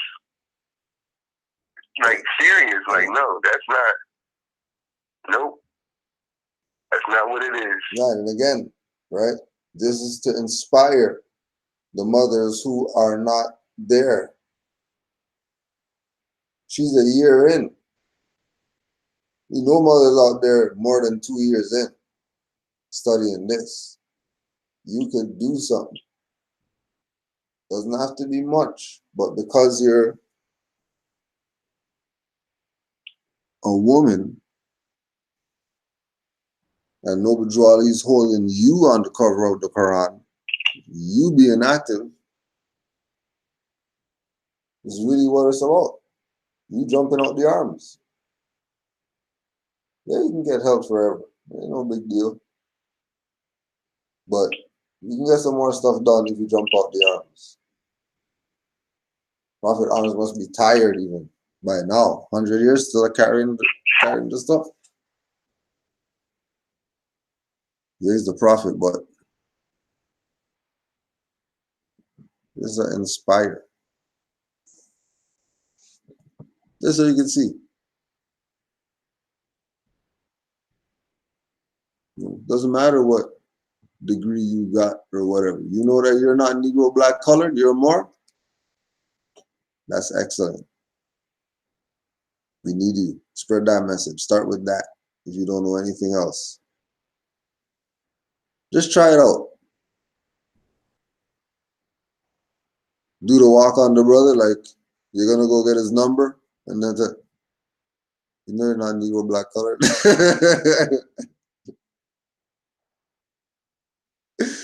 See how many you get. Right. You know, another prophecy too. Prophet said, "Go get a good European education. I can use you." Yeah. Clearly. You already know. Prophecy. You already know. Prophecy. Clearly. I don't even have to go in. Just leave it right there. Clearly. Look what she's doing right now. Clearly.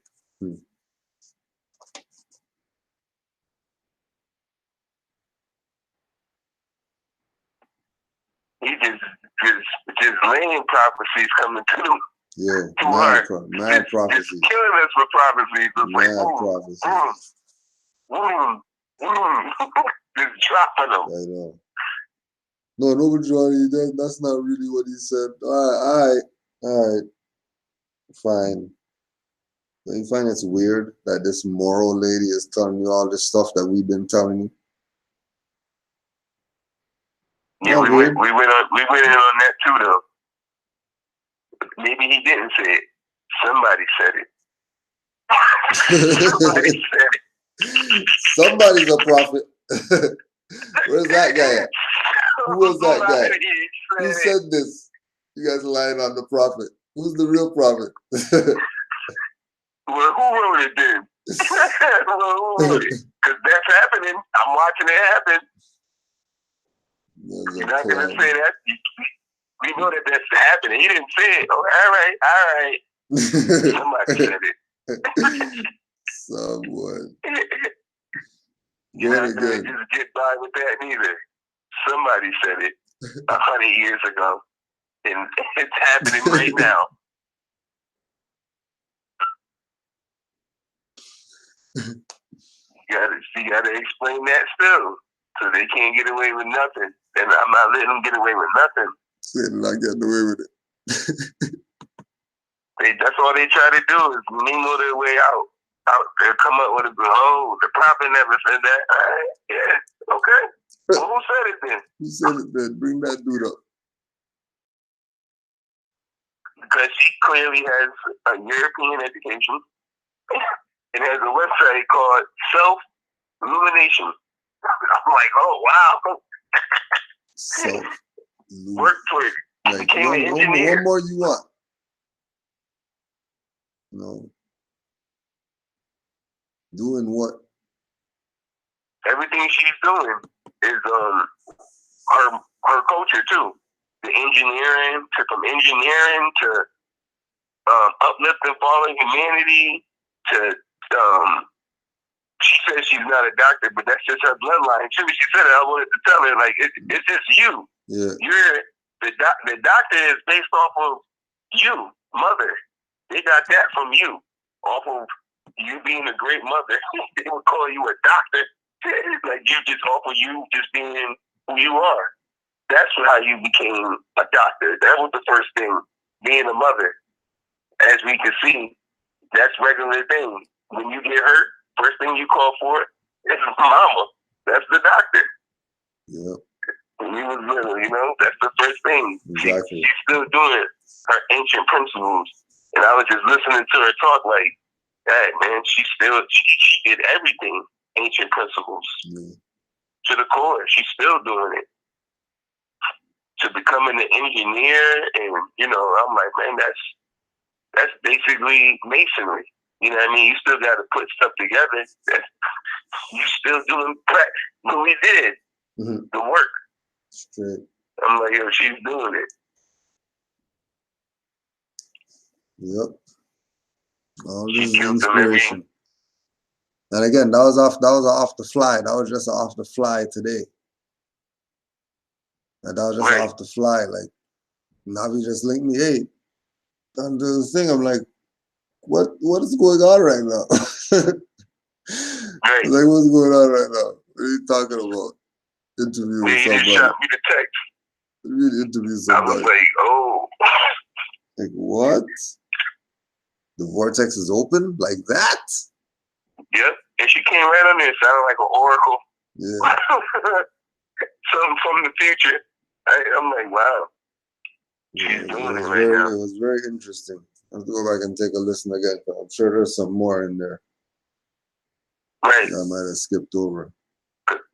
Because there was parts I wanted to just explode. Like, yo, can you just say that one more time? Because I don't think people are really going to believe that you're saying, but I was like, okay, it's being recorded. So, all right. The slavery one got me. The slavery one was crazy. That one there was. Oh, yeah. That one even hit me. Like, oh, wow, they don't even say that. They don't even say that. They don't even like do on that. top of not being black or whatever, no color. Yep. They're also saying that, nah, we didn't go where on some slave ship where. What slave ship brought us where? The hell you guys talking about? What do you mean a slave ship brought us here?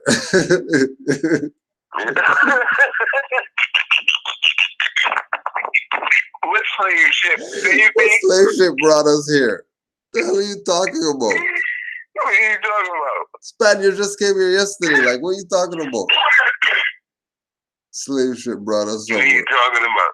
They do the same story. Like, it's the same thing here, but it's so much confusion. Like, okay, they have the same story. You gotta look at it. Like, okay, you know, the Moors, we're the Moors here. They're the Moors there, right? They say that they weren't enslaved until the conquistadors or the Spanish came, whatever, right? That's when they were enslaved. And then here, we tell the story like, yeah, slavery didn't happen like that.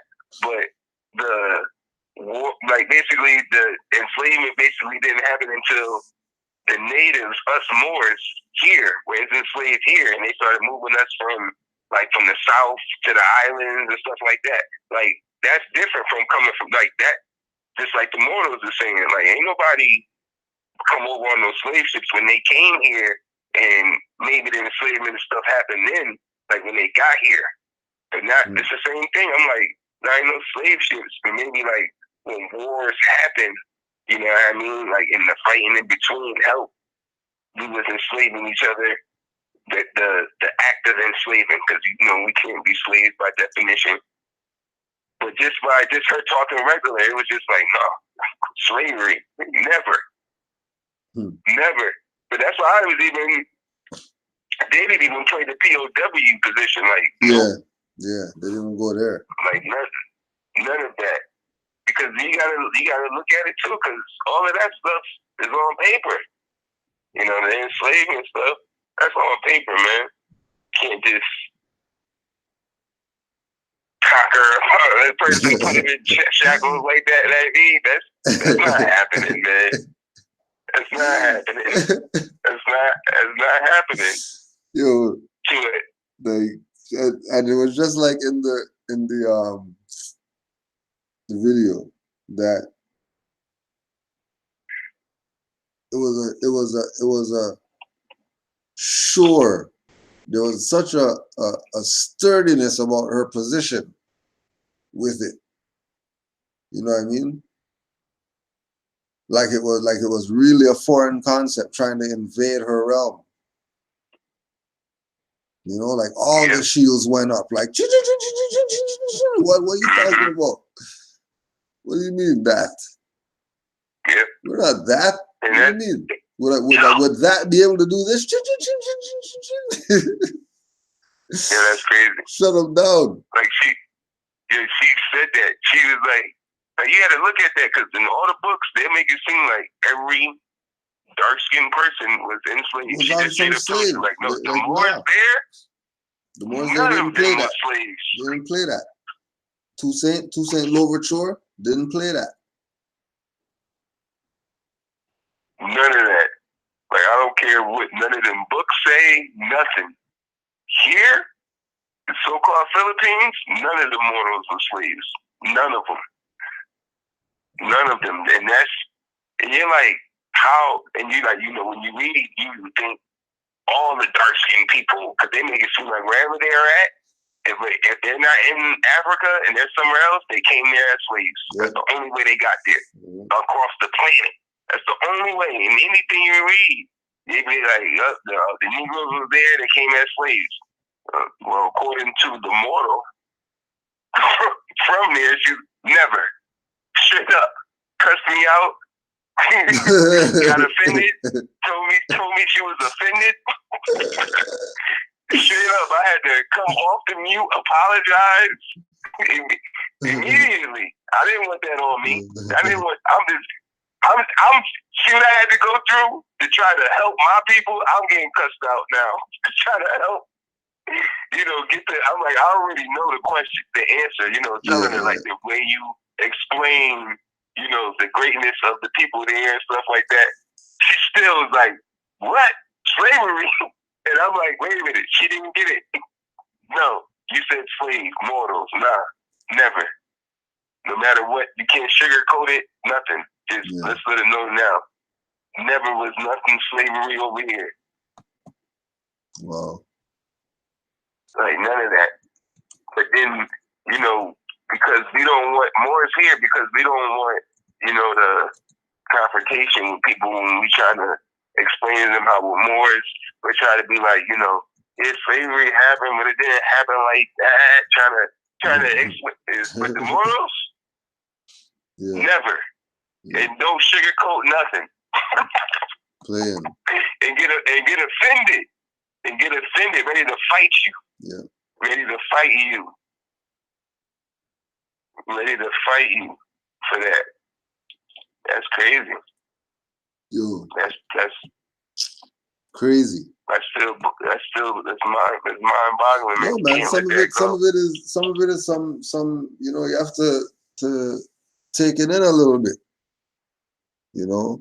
Because I was. It felt good to know that yes, there's somebody that's seeing it real time from where they're at. That there are people over there playing Negro black colored or whatever. They're on the quest to wake them up. What are they doing? To go into the Moors. Who else are you gonna go to? Yeah. You know what I mean? Remember, she's NASA. Still finding stuff to learn. She's not done. Yeah. Made it to the mountaintop. Looked over. Still. Yeah. Right? Still in the introduction. We are all Moors. Islam to the Moors. Because I was telling Yusuf earlier, I had to throw away my highlighter because I was just gonna have to highlight everything. It just freaking sucks. Like why do I even have this? Why do I have a highlighter?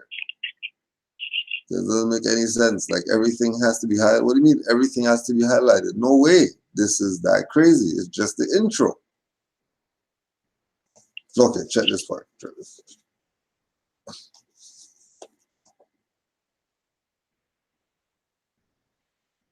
Even before the Renaissance, especially during the 15th century, when the Moor emerged as the foil against which Europe would define itself, the vexed relationship or confrontation with Islam had been the primordial element in the constitution of an unconscious form of Europeanness. In his recent published history of the early encounters of Christians and Muslims in Europe, the Pulitzer Prize-winning historian David Levering Lewis shows that the term Europenses or Europeans was coined by Isidore Pacensis, Pacensis,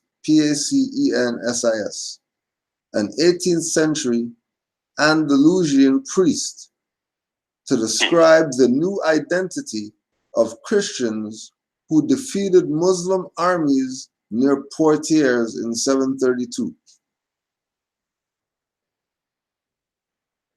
Europenses, Europences. Or Europeanness.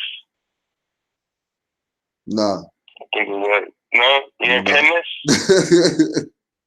That's what I thought it Whatever was. it is. Whatever, but peace, because we need to get, because I love that, because like the term wasn't made up until what year? 731? 732. 732, right? The term Europeans or Europeans, according to 732, yeah. right? So that means there was no Europe before 732. Yeah. Because it wasn't even coined until Andalusian priest, a Moor, coined Christians that. Yeah. And then, right, when I read that, it made I said, okay, there's no Europe. So what is that? And then I typed that, and you know how we always say Europe's in Asia, right?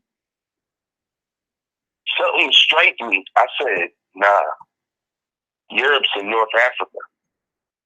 And then I Googled it. Europe is directly in North Africa. I said, yo, look at that. Yeah. I said, yo, look at this. I said, that's Morocco. That's not Europe. That's why it's not a continent. Bugged me out. And then I said, well, dang, those aren't European names.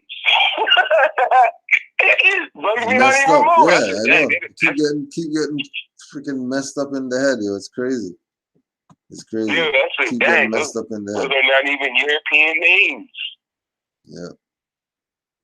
I said, okay, if that wasn't coined till 732, then there's no such thing as a Europe, period. That's Morocco. That's North Africa. That's just part of the Moroccan Empire. Like everywhere else where the people said that. You can Google it. If they Google it right now, they'll see it. They type in is Europe or North Africa, it'll pop right up. Mm-hmm. Like amazingly. And I'm like, yeah, that's crazy how that's there. Like that should not be there. And then I said, oh, now it all makes sense. Yeah. Of course we are all Moors. Of course. It only makes sense. It only makes sense, right? Let's go again. It only makes sense. Because of his or her quintessential difference in the long European imagination, the Moor I want to show in this book is not only someone who is religiously Muslim. Even more importantly, he or she is also a figure that stands for anyone who is not considered to be part of the social mainstream. It is only in this symbolic or metaphorical sense that minorities living in the West after 1492 are the descendants of Moors.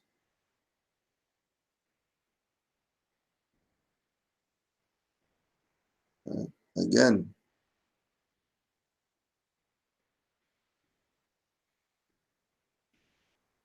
he or she. Moors read in symbols. So forget Moors being Muslim. Yeah. So forget the Muslim. If we say, hey, you're a Moor, don't say, oh, but I'm not Muslim. Don't even go there. For leave that part out, right? Even more importantly, he or she is also a figure that stands for anyone who is not considered to be part of the social mainstream. It is only in this symbolic or metaphorical sense that minorities living in the West after 1492 are descendants of Moors. Given that the archetypal other of European before 1492 was the Muslim, the world's non-European natives or religions were all stamped with the taint of Muslim impurity.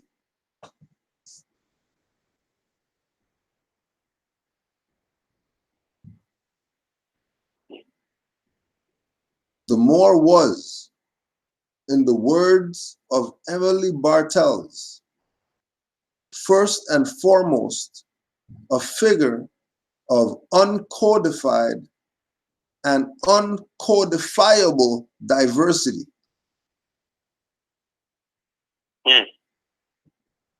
That's what the Moor is.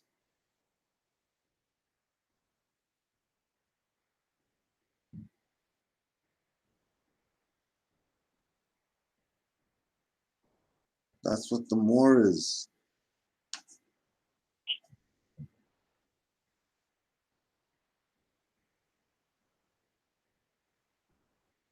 African Americans and Jews would embrace their Moorish heritage to fight back their exclusion of forced assimilation, whereas others such as Hispanics and non-white immigrants of all sorts in the United States would simply be invested with the Moors' quintessential attributes without anyone's making the connection between Christian crusades against the Moor and national policies to stem immigration.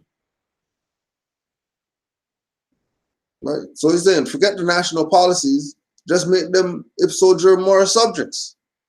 Now you don't have to call them immigrants, because we are all Moors. Man went far in this.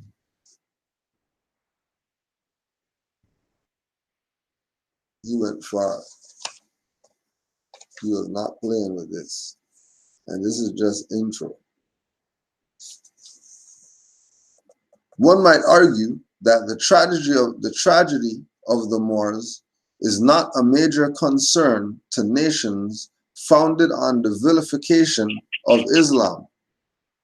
But how could one think about the long history of Western racism, the atrocities committed by the Nazi regime, the horrors of the Holocaust? Ironically, it was Spain, as we shall see, that devised the first concentration camp in Cuba, and the dreadful communist police apparatuses without thinking about Spain's anti-Moorish legacy. The rise of a surveillance society in the last few decades and the steady encroachments on the right to privacy as necessary undertakings to protect nations against terrorists and immigrants are elements of a story that was promoted by the Inquisition in early modern Spain to maintain Iberia's cultural purity.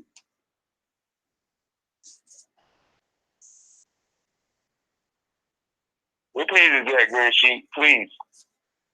My apologies, page 6.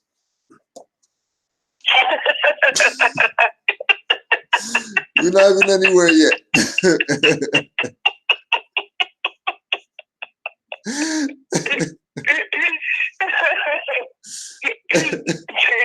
6. Okay. Page 6, boy. Page 6. Not even anywhere yet. Right? And then don't forget, Spain had devised the first concentration camp in Cuba. There you go. Now, I'm glad to see that right there. That's why I was, because when you was reading it, I'm like, I know there's a part in there. Now, tell them that again. Yeah, yo, the boy, that's all the boys say in the chat. One more. Yo, I'm telling you. One might argue that the tragedy of the Moors is not a major concern to nations founded on the vilification of Islam.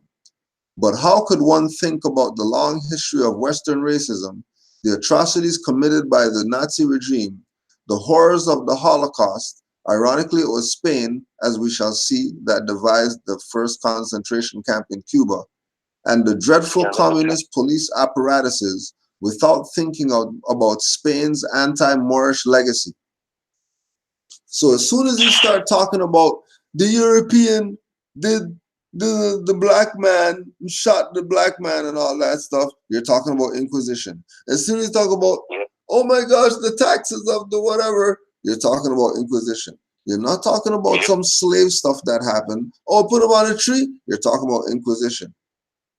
Because remember, we were not slaves. Oops. Remember, we were not slaves, she said. If that goes for her people, that goes for probably everybody else that was Aboriginal and Indigenous. Anybody else that was Aboriginal and Indigenous, they were repping that they didn't get where they were at from some slave shit brought them there.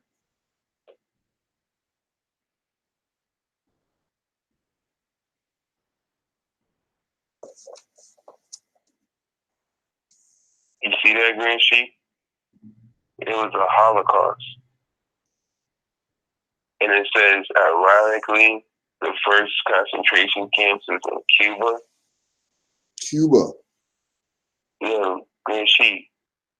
I mean, I know the illusion, and it's nothing that they would have gave you, but them scholars, they would have gave them about 20, 30 grand to hear that. They hear that, you know, the first concentration camps was in Cuba, not in Nazi Germany. The first one was here, based off of the Spanish Inquisition. But then we also know that this Morocco. Yep. So the first concentration camps was in Morocco, here, to the Moors. The first concentration camps was right here. That's amazing. Like, that changes history. What do you mean, man? They go crazy over that. Yeah. Holocaust stuff. That's all Spanish Inquisition. That's all Inquisition. The first concentration camps was in Cuba. And you know what else was crazy? Oh, no. Where did they? No. Where did Hitler go? They say he went after he left Germany. Brazil. Brazil, No, right? Argentina or Brazil? Yeah. Was it Argentina? I think it was Argentina? Right, came right back to Morocco. Like that, all that stuff was like, I'm like, the first concentration camps was in Cuba. You know, I had to go look it up. And I'm like, yo, that is crazy. Like, that is not known at all. Not talked about. Sounds like Drew Ali. Right. Because then if you talk about, well, why was there concentration camps in Cuba, you got to bring up the Spanish Inquisition and who was in the concentration camps. Yep. And Exactly. now you're talking about the Moors. And well, that predates Jamestown, Virginia. Yep. So now you can't tell that. You can't tell that. And the Holocaust concentration camps in Cuba, that's not slavery. That sounds like people that was already here. Right. That got put into concentration camps. Straight. That don't sound like slavery at all. You got that whole line right there. Just that one line, concentration camps in Cuba. You can't just put that there. That changes history, man. Big time. You read that next line. Yeah, I know. I was just about to get up. Right. Get on my head. The rise of line is a killer too. The next line is a killer too. Killer. Like you said, throw the highlighter away.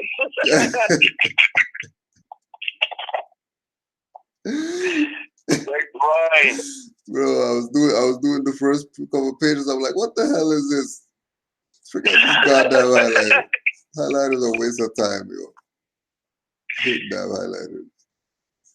The rise of a surveillance society in the last few decades and the steady encroachments on the right to privacy as necessary undertakings to protect nations against terrorism and immigrants are elements of a story that was promoted by the Inquisition in early modern Spain to maintain Iberia's cultural purity. By worrying about their national homogeneity and the integrity of their civilization, many conservative and right-wing Europeans and Americans unwilling to contemplate the fact that mixing is often the inevitable lot of nations, particularly in an age when national boundaries are too porous to allow for dreams of insularity, are replaying an old story. One is full of pain and sorrow. Muslims don't do much better in taking stock of this tragic episode, leading one to the prominent scholars of Morisco culture to suggest that Muslims are more interested in promoting the legacy of the great medieval Muslim philosophers or the heroic conquerors of earlier periods.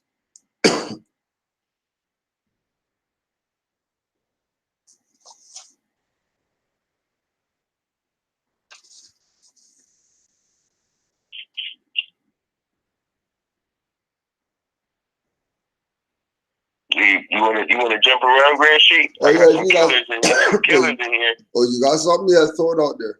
Oh man. Okay. Oh. Come on, man. Just hedge. And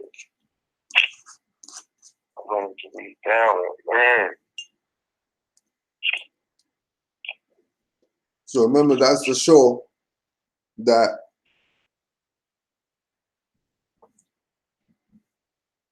anything that you see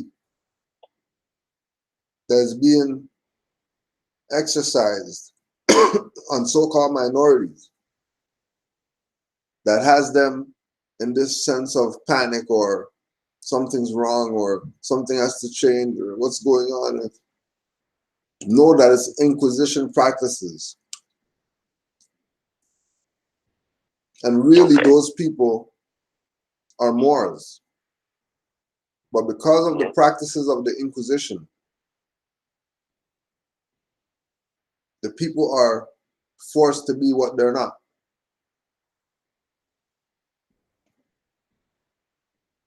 It was like with the Jane Elliott and the girl who was failing. And then because she got treatment that made her feel worthy, her grades changed automatically. Like automatically, she was a different person.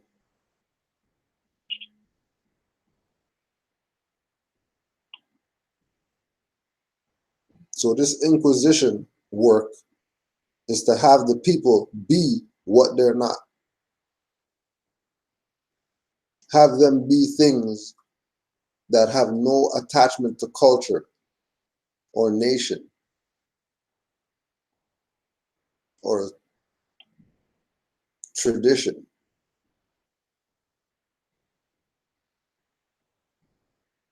Once they go there, they're done for. Because everyone knows that we were conquered, we were toppled over, we were whatever as Moors, as a global people, as we're learning from Sis that came on today.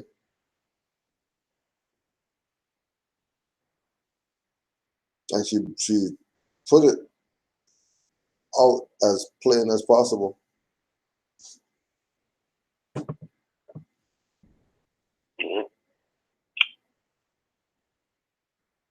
You found that part you're looking for? Oh yeah, Yeah, hit that up more. Now remember when we read about the story where they say the so-called natives here, they tell the story about the white man coming back and all of that. Right. All right. It says on page 71, right? On we are all Moors and Moorish. It says by being a Morisco, a convert to Christianity, Esteban not only bridged the Muslim and Catholic worlds, the worlds of the conquistadors and the Moors, but also with his black skin color, blurred the color lines that sometimes separated North and Sub-Saharan Africans. Even more fascinating and surely confusing to the natives dealing with their own shock of discovery, Esteban the Moor was considered part of the white culture, since a Pueblo saying has it that the first white man our people saw was a black man.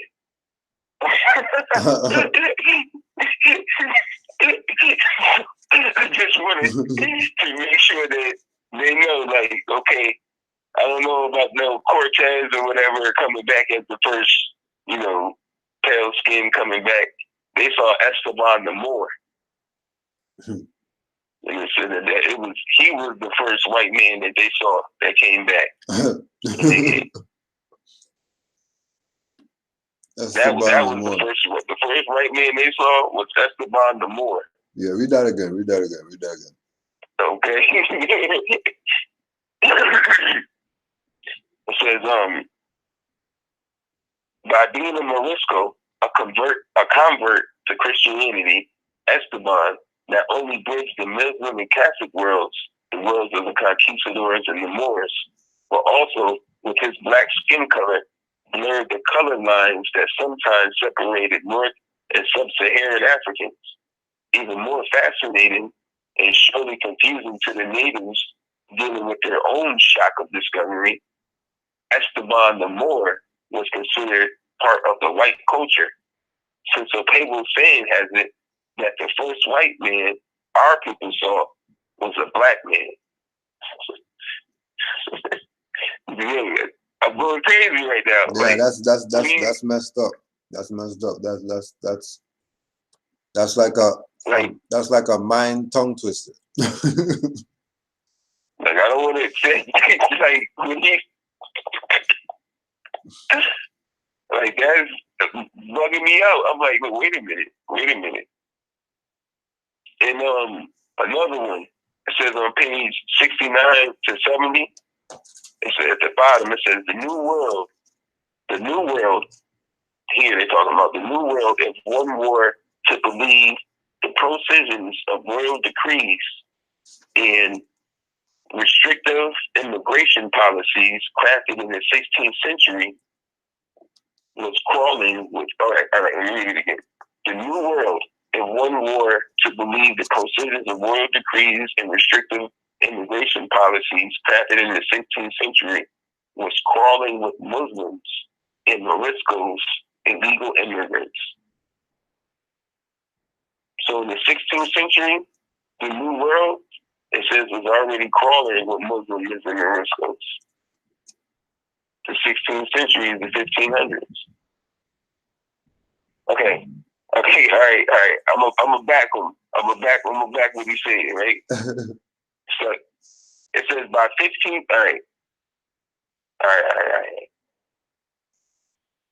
All right. In 1501, slavery started Jamestown, Virginia. 1606. When was it? 1606. In 1501, Muslims, Jews, heretics, and recent conversos were forbidden entry into America.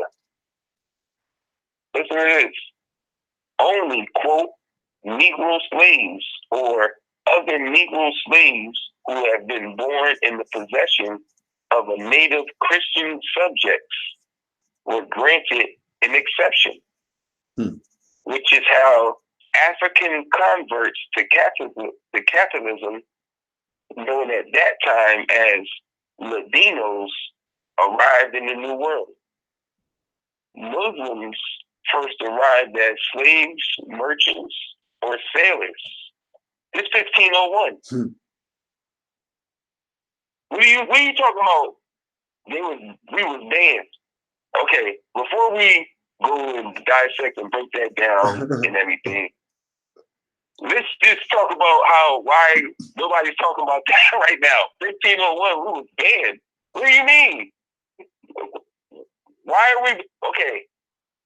What do you mean we was banned? Like if you were banned, that means you were going like nobody took you there. If you were banned, you was just there. Yeah. And then you got banned from coming. Like you don't just, I was enslaved and chained and somebody dropped me off and then it was like, you're banned from here. That's not how slavery, that's backwards. That's not right. So if you're banded, that means you was there.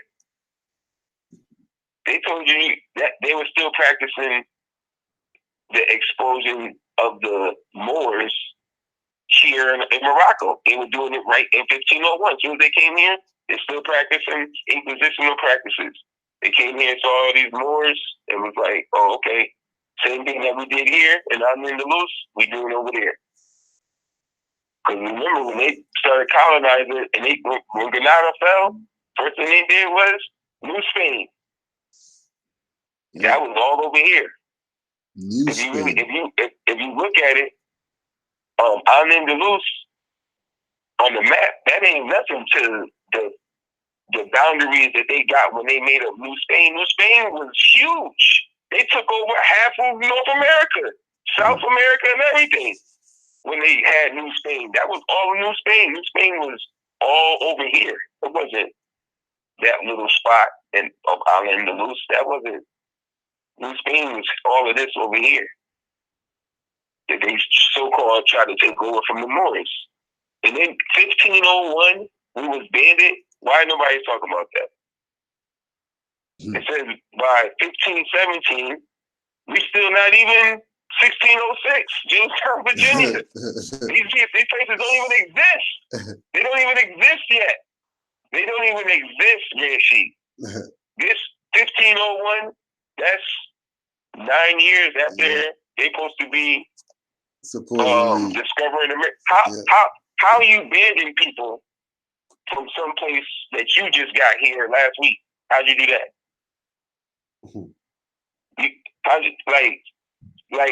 It's a lot going on right now. Unless you already knew about this place for years. You know what I mean? Then, after, because now we're like, okay, you've been here for years conquering and stuff like that. Oh, because this Morocco, that ain't Morocco over there. That's 1946. They talking about 56 over here in Morocco. All of this stuff that they talking about, 1501 and 1517, that's right here. They talking about right here. Right below over here. It says, look, Green Sheep, if by 1517, Muslims and Jews were practicing their faith so openly in the Caribbean. That's the islands, right? That is this 1517. 1517. Muslims and Jews were practicing their faith so openly in the Caribbean. That's not slaves. Yeah. That on July 22nd of that year, Cardinal Jimenez de Cisneros delegated his powers as General Apostolic Inquisitor to the bishops of Santa Maria of the island of Santo Domingo in Conception, because the practices of Muslims and Jews were offensive to our Christian religion and evangelical law, and grave scandal to the Christian believers. This 1517. Muslims and Jews practicing, and I got something for that Jew stuff. Muslims, Moors, because you know that Muslims is a modern term for Moors. So Moors is openly practicing their religion in the Caribbean in 1517. 1517. How y'all doing that? No, they had to be slaves, right? Yeah. Slavery started in 1606 Jamestown, Virginia. No. You have the wrong map of the. Hey, you see that star over there? That star over there, and that's where they go. Divert attention.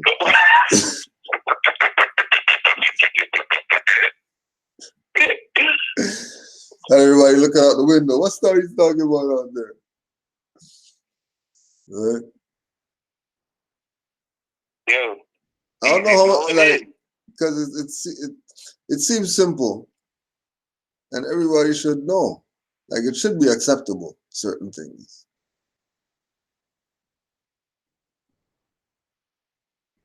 As this thing here goes in on a different level. This is another Horace Butler.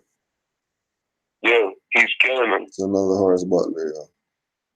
Goes he in. gave you 1501, 1517. You got Jamestown, Virginia. None of these places exist. So Massachusetts. None of them. There's no 13 colonies at this time. None of that. None of that. Yeah. But Moors is on the Caribbean practicing their Muslim and Jewish practices openly in 1517. No slave master trying to do anything? No. They, if it wasn't so-called, it would be the dude, what was his name? Jimenez. He quit. He gave his stuff up. He said, "Yo, I'm done. I'm done. You can't do that with this." Another one. Another one. He had 1517, 1501, and then it says, look, on February 25th, 1530, another law was issued to punish primarily through a fine of 1,000 pesos those who transported slaves to America without obtaining a license, particularly if such slaves were Berbers, Moors, Jews, or mulattoes. Oh. So just, wait a minute. Oh, wait a minute. Interesting. Wait a minute. Interesting. Everybody who they say is a slave on the ship is the same people, all these people who are saying they're slaves are saying they're not. The Berbers, the Arabs, and who else? Maybe get up. Okay. Particularly if such slaves were Berbers, Moors, Jews, or mulattoes. Look, obtaining a license. They had to get a license. Like they make it seem like they don't talk about none of that. Like, it was just they came, went to Africa, threw nets over the wild people, and shipped them over here. No. Wrong again. And we also know who was running, whose empire was running, who was thriving at this time. So we know that of course, at this time, 1492, the sellout emperor gave it up to Ferdinand and Isabella for some chump change. He sold out. So this is what's going on now. Leave town. You gotta leave town. Yeah, because he goes in on that too. Yeah. And how Ferdinand assumed power. So with his assumption of power, he was able to make all these powerful armies. He was able to make all these charters that started making Jamestown, Virginia, and all of that because of his assumption of power. With us selling out of the Moor, whose mom spit on them. All of this is going down now. Ferdinand has assumed power now, and he's going crazy. He's going, well, I'm the new so-called Moor, so I'm gonna act like, you know, and build up this army crazy and started writing fraudulent, you know, because now I'm the Moor because he bought his position, which we already know it cannot be sold or transferred. Mm-hmm. It's unalienable. You know what I mean? It's through the blood. They couldn't, but the emperor, so-called emperor, man, sold out for some chump change. Telling you. That's Chump change. That's 1530. I thought slavery started in 1606, Jamestown, Virginia. Somebody's been lying to people. Someone been lying. Yo, Charles V went further and decreed the expulsion of Muslims already settled in America, imposing a penalty of 10,000 upon those who disregarded the law. This is 1543. 1543. Hey boy, put the book out again. Moors going nuts. Yo, what the hell are these Moors reading? Yo, the book is called "We Are All Moors," the Norman shit. This is 1543. Slavery started 1606, Jamestown, Virginia.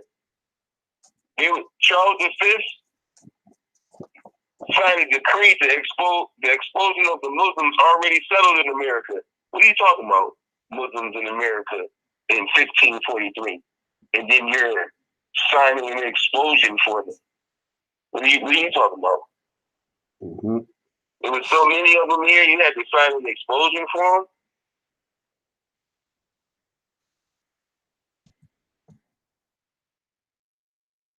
Was going in. By 1559, the tone of desperation was becoming palpable as the Lutherans were added to the visit of people denied entry to here in Morocco. On July 13th of that year, 1559, a decree issued in Valladolid by order of His Majesty appealed for increased diligence. It says here from this letter, it is fitting that wherever our Catholic states have recently been established, great diligence be observed that no heresy be sown or found.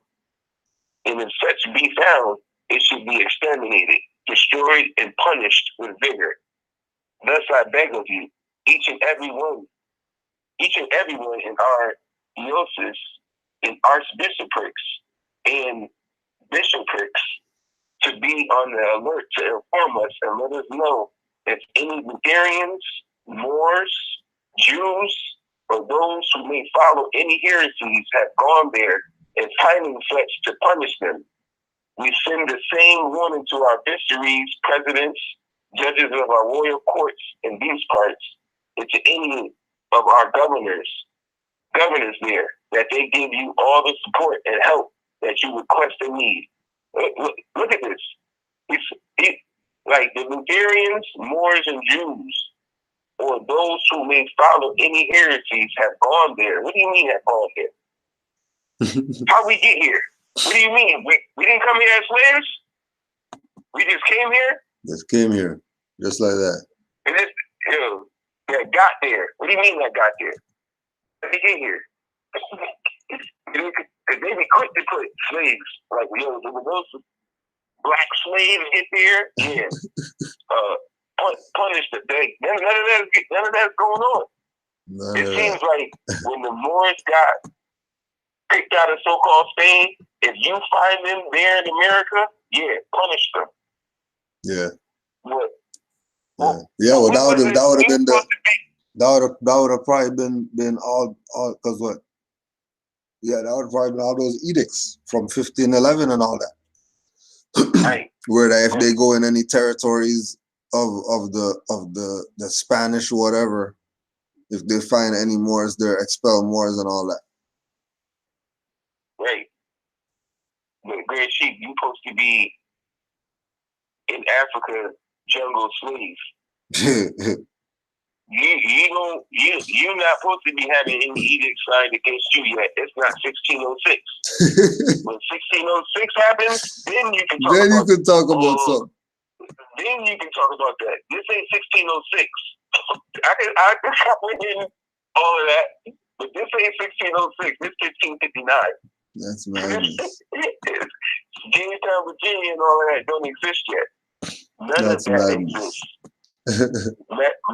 Massachusetts here, quote unquote here, 1636. It's 1559. They was already banning Moors from America. Massachusetts don't exist. But Canada don't exist.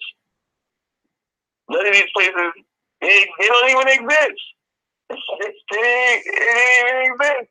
It's so not fair. Right, but you asking the Moor for a license. My ancestors from 1559 that they were talking about banning. If you ask them license and registration, what you think they would say? What you think? Exactly. You see what I'm saying? That's the stuff I be like when I be reading this. I'm like, what do you mean 1559? 1501. That's 9 years after Christopher Columbus discovered America. Yeah. He's supposed to be going on his second voyage and all of that, third voyage and all of that. They was banning Moors from coming to America. What do you mean? What do you mean? How are y'all doing that? How long does it take for Columbus to get back and forth from where he's going to back here and talk to the Queen and all of that? The story that they give us, that BS that they give us. Yeah. 1501, they was like, nah, Moors can't go to America no more. What? That doesn't match up to 1492. Columbus sailed the ocean blue. Yeah, straight up. Definitely not. But they're gonna play. It's just what it is. Last closeout. Last one.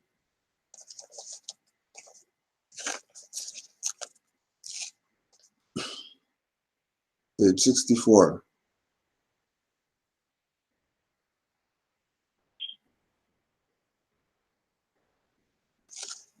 Oh, 63. 64. Michael Neal, echoing Bartel's description, elaborates by saying that insofar as the term Moor was a term of racial description, it could refer quite specifically to the Berber Arab people of the part of North Africa, then rather vaguely denominated as Morocco, Mauritania, or Barbary. Or it could be used to embrace the inhabitants of the whole North African littoral. Or it might be extended to refer to Africans generally, whether white, black, or tawny Moors, or by an even more promiscuous extension, it might be applied like Indian to almost any darker-skinned people, even on occasion, those of the New World. Consequently, when Marlos Valdez referred to the supine obedience of Indian Moors to their Spanish lords, it is usually assumed that the two terms are simply mutually intensifying synonyms, and that the magician means something like dusky New World natives. But Moor could often be deployed as a religious category. Thus, Muslims on the Indian subcontinent were habitually called Moors, and the same term is used in East India Company literature to describe the Muslim inhabitants of Southeast Asia, whether they be Arab or Indian traders or indigenous Malays. So Valdez's Indian Moors could equally well be Muslims from the Spanish-controlled Portuguese East Indies.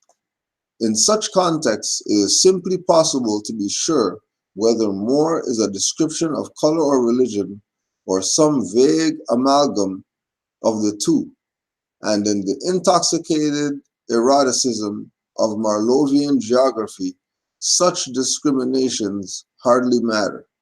Why? Because we are all Moors. Stop playing around. There's something else. It's known. It's known that we're all Moors. When there are people fighting it, they stay fighting it, always fighting it. Are you fighting? Like Indian. Like Indian. So they right there, like Indian. They know what they're talking about. You know, don't get mad. Don't be mad about, bro. Are you mad, bro?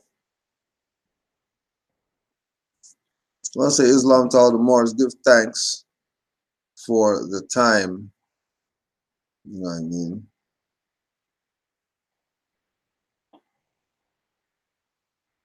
It was a special day today. Will that the Moors enjoyed it.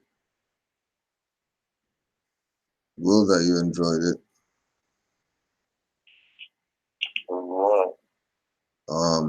Don't forget, 9:30 Eastern Standard Time. MHHS, eyes wide open. 347-945-5899. 347-945-5899. 425-569-5201. 425-569-5201. And 319-527-6751. 319-527-6751.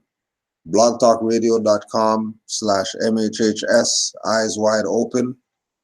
We got the show tonight, the class, the build, the cipher, sit down, the panel. Call it what you will. You're going to get something for sure. 9:30 Eastern Standard Time. And as well, don't forget this Thursday, Sons of Allah will be going on. Third Thursday. Brother Yusuf. Yes, love. Oh yeah, we also want to say shout out to Sister Geny for being on the show, and Islam to Brother Nabi. He's getting all the energy right now. Brother Nabi, all the energy. Yes, love. You got the juice now. Islam. Islam to the Moors in the chat. Give thanks to the Prophet. Give thanks, man. He didn't give up on us. He wanted to. He told him. He said, I should leave you. I should leave you. I give thanks to the Prophet. Straight up. Peace and love to all the Moors worldwide. Don't forget, mothers, this one was for you. You know, just so we can inspire you to help uplift the other mothers out here. Because I'm quite sure that a mother could reach a mother faster than son can. Just the energy. Son, don't take it personal because you've been doing your push-ups and stuff. You're gonna get the attention. No. Different energy. Peace and love to all the Moors. And we'll close out with our last 2 minutes. Take this in again.